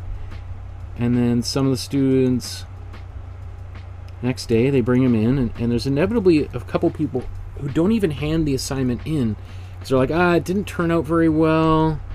I spent like 4 hours working on it, and I gave up. And, you know, like, you think like maybe, oh, they're lying because they didn't actually do it. And then, oh, like, well, can I see what you got? And I'm like, okay, here, and they show, and it's amazing. And I was like, but it's like, okay, this is great.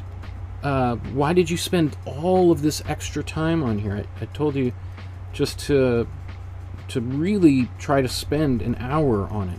Well, I kept going and going. It's like, you know what? I don't want to see a masterpiece. I want to see you use your time effectively, and which is really hard for people to do. We often want to just obsess over details.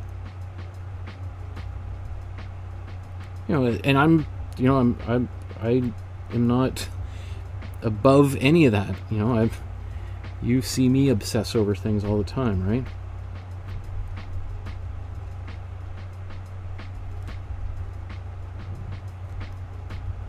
Let's just paint this all in. We can modify it afterwards.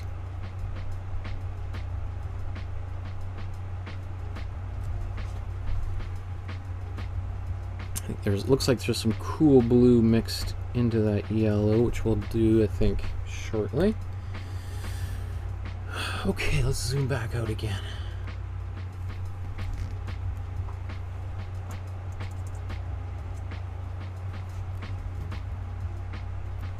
Pretty close. Like, so what's the main glaring things? Well, he's got a ton of little dots down here, and it looks like he did the same things that I did. Painted this dark, and then he went back over every dot and lightened them up a little bit. I don't have time to do all of that because I really want to get upstairs and have dinner.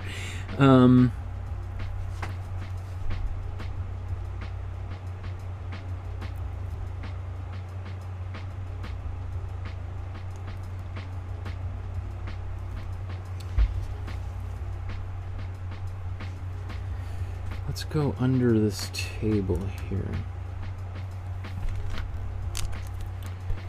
So I'm going to take this blue. Let's take some... It's kind of muddy now, so in fact I'll just take a bit of glazing fluid and get into this muddy color. Or wake it up a little bit. It's going to be a little more transparent, but that's okay because I want this, what I'm about to do, to be kind of subtle anyway. That's too much. So let's just wipe that away. Let's get some of this dark paint into here. So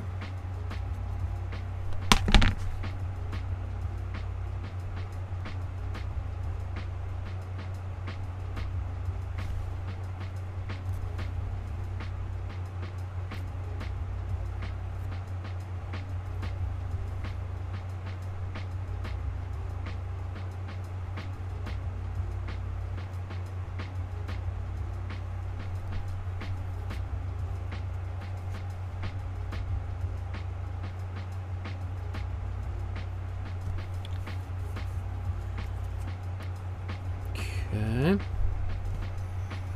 I'm going to take this, get some warm blue in this color, just something slightly brighter. Oops. And just kind of try to do some of these dots.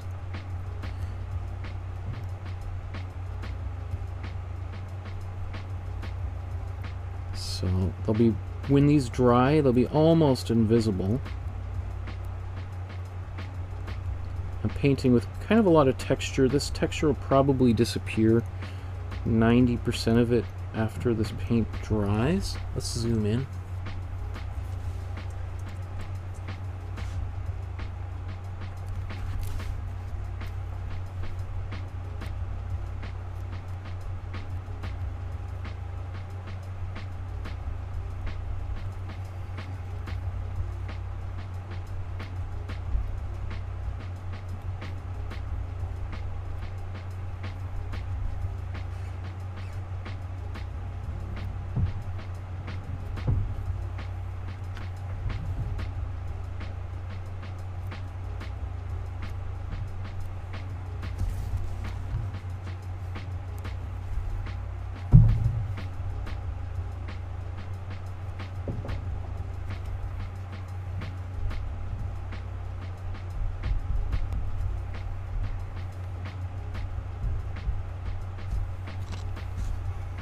So I got 11 seconds here. I don't think I'm going to finish.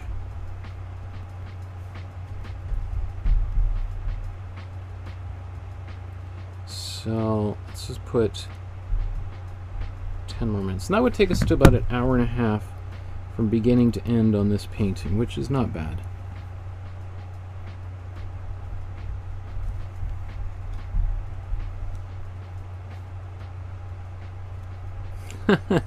Lori says, have you ever been called a workaholic?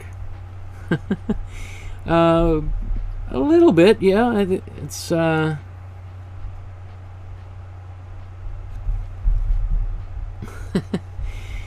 but you know, I find like painting, and this is maybe the voice of addict, is if I was going to be addicted to anything, you know, this is the kind of addiction that that I think is the most positive a person could have, is the joy of painting and educating.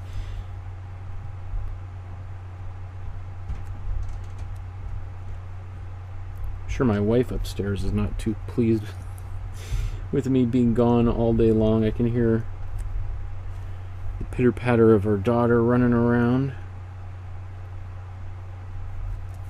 Oops, I'm all the way on the other side here.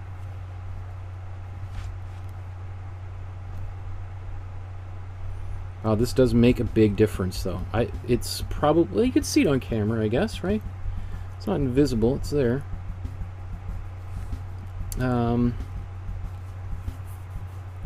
He also did these lines, went over them with this color. Should I do that? I kind of like how they look like this, though. I think I'm going to leave it. I think I'm going to leave that part. I do want to just go back over on this chair, however.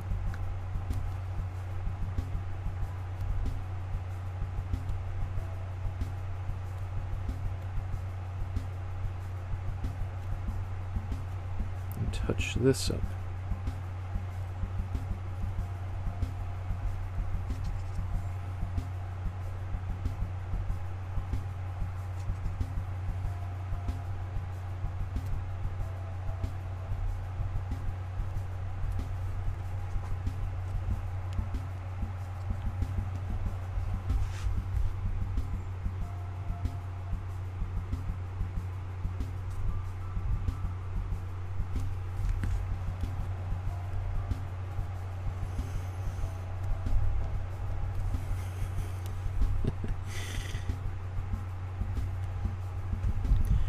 Okay, I know there's this interesting shadow he's got here. You know what? Let's do that. It looks like he's gone the opposite direction and gone up here like that.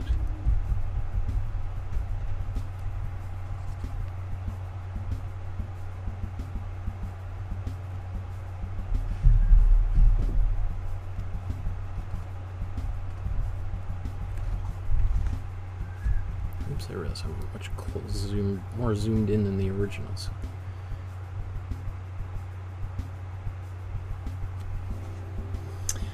Okay, so as we're getting right near the very end here, I'm going to take cold yellow and cold blue to get this kind of bright green. Let's take that bright green.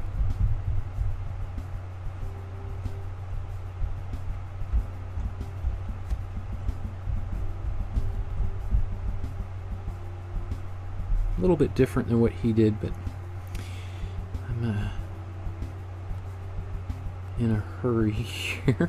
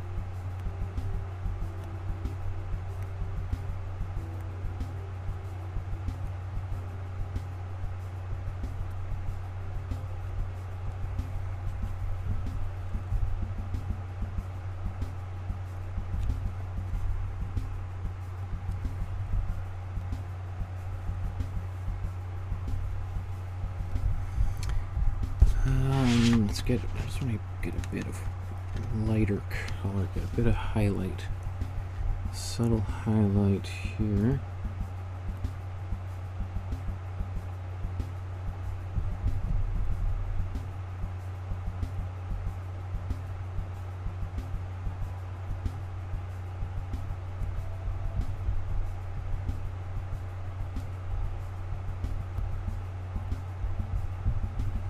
I know that's a little bit different than what he did. I just got to make my own painting work. That's what I'm most concerned about at this point. I think I'm going to leave. It might be good. It might be done. Let's just take a back out.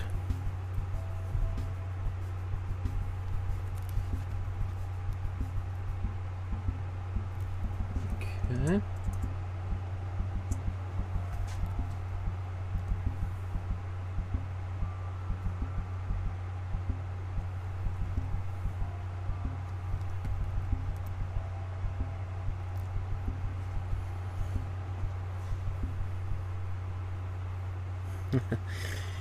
Okay.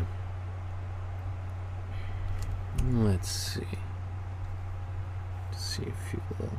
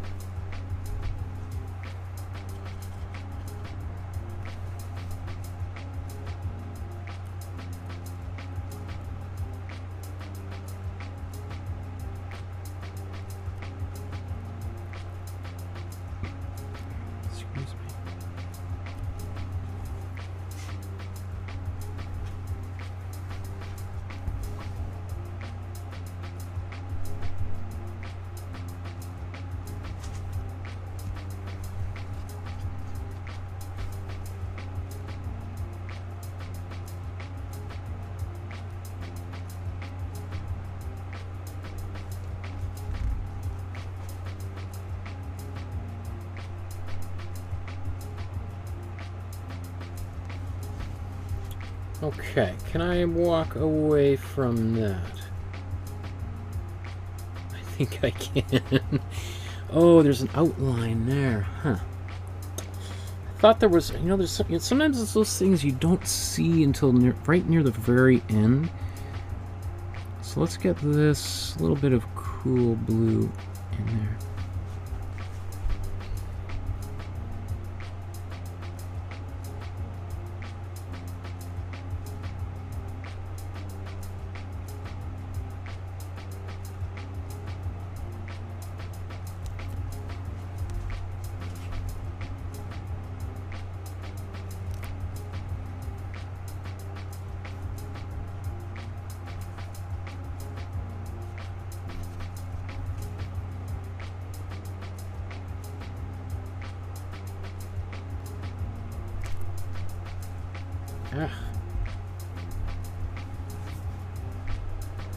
Right down at the bottom, just gonna touch that up.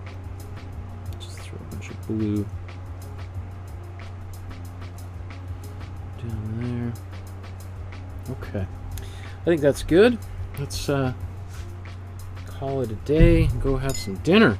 Okay, so let's, now look at that, right on the timer.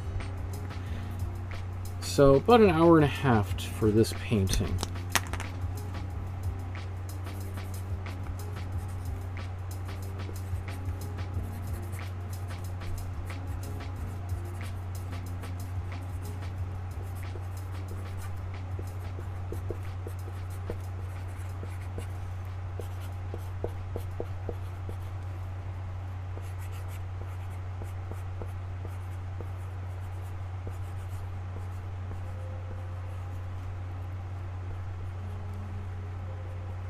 So this one is untitled, from 2018.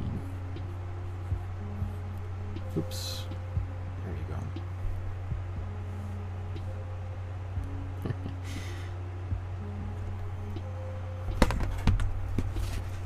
That is cool. That is a really nice painting that he did. Like, that is... again, I can't remember who suggested this artist, but I'm so grateful to have learned about them and to be able to make this painting with you guys. That's what's so awesome about having this great community of artists out there, is it really helps broaden my own idea of what great art can be, right? As much as I like to think I know everything, I certainly don't. Okay.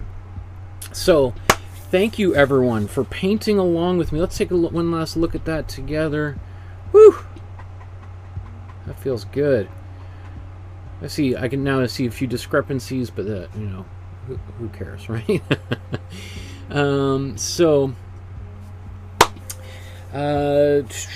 What? I can't even remember what we're. I think I've got the weekend off. Let me just take a look at my schedule here. Yeah, we're not making another painting until Tuesday. So that's the first bunch of paintings today. We've got the weekend off. Next Tuesday we're going to be painting at Kathleen Munn painting. And then there's at least, well, there's 2 Agnes Martin paintings I want to do next week. Maybe on Wednesday and Thursday. Agnes Martin is, for many people, probably the most famous Canadian artist. Most people in Canada may never even have heard of her. A lot of people in the United States, especially abstract painters, think of her as like the closest thing to a god. And yet she was born in Saskatchewan. She grew up on, in the I think on a farm, and moved to the United States in her youth. But I mean, we had a couple of really great artists. Kathleen Munn, also kind of, she's but as close to Cubism as we've done so far. So we'll take a look at her work on Tuesday. Then Wednesday and Thursday, we have Agnes Martin. Then a Titian painting. Titian, one of the great masters. People might even say one of the greatest of all time. We're going to paint a famous painting of his that's now in the collection of the National Gallery in Ottawa. For many years thought it was a copy or a lesser painting by a student of his, and now today acknowledged as one of his originals. And then, oh my goodness, lots of great stuff coming down the pipeline. Well, I'll be posting new videos to YouTube, and so make sure you not only like this video, subscribe to this video, but hit that notification bell so you are always on top of when new videos are popping up. Because earlier today I did a surprise episode. I mean, if you weren't, didn't have hit that notification bell, then you wouldn't have known that video was live, right? So, yeah. We'll see you guys in a few days. If you want to leave a donation, there's the PayPal link down below. I saw a few people of you donated during the episode. I really appreciate your support. It helps motivate me to do more and more of these episodes. So thank you. We'll see you guys next week. Enjoy your weekend. I certainly will. And yeah, I don't have anything else to say. Thanks so much, everyone.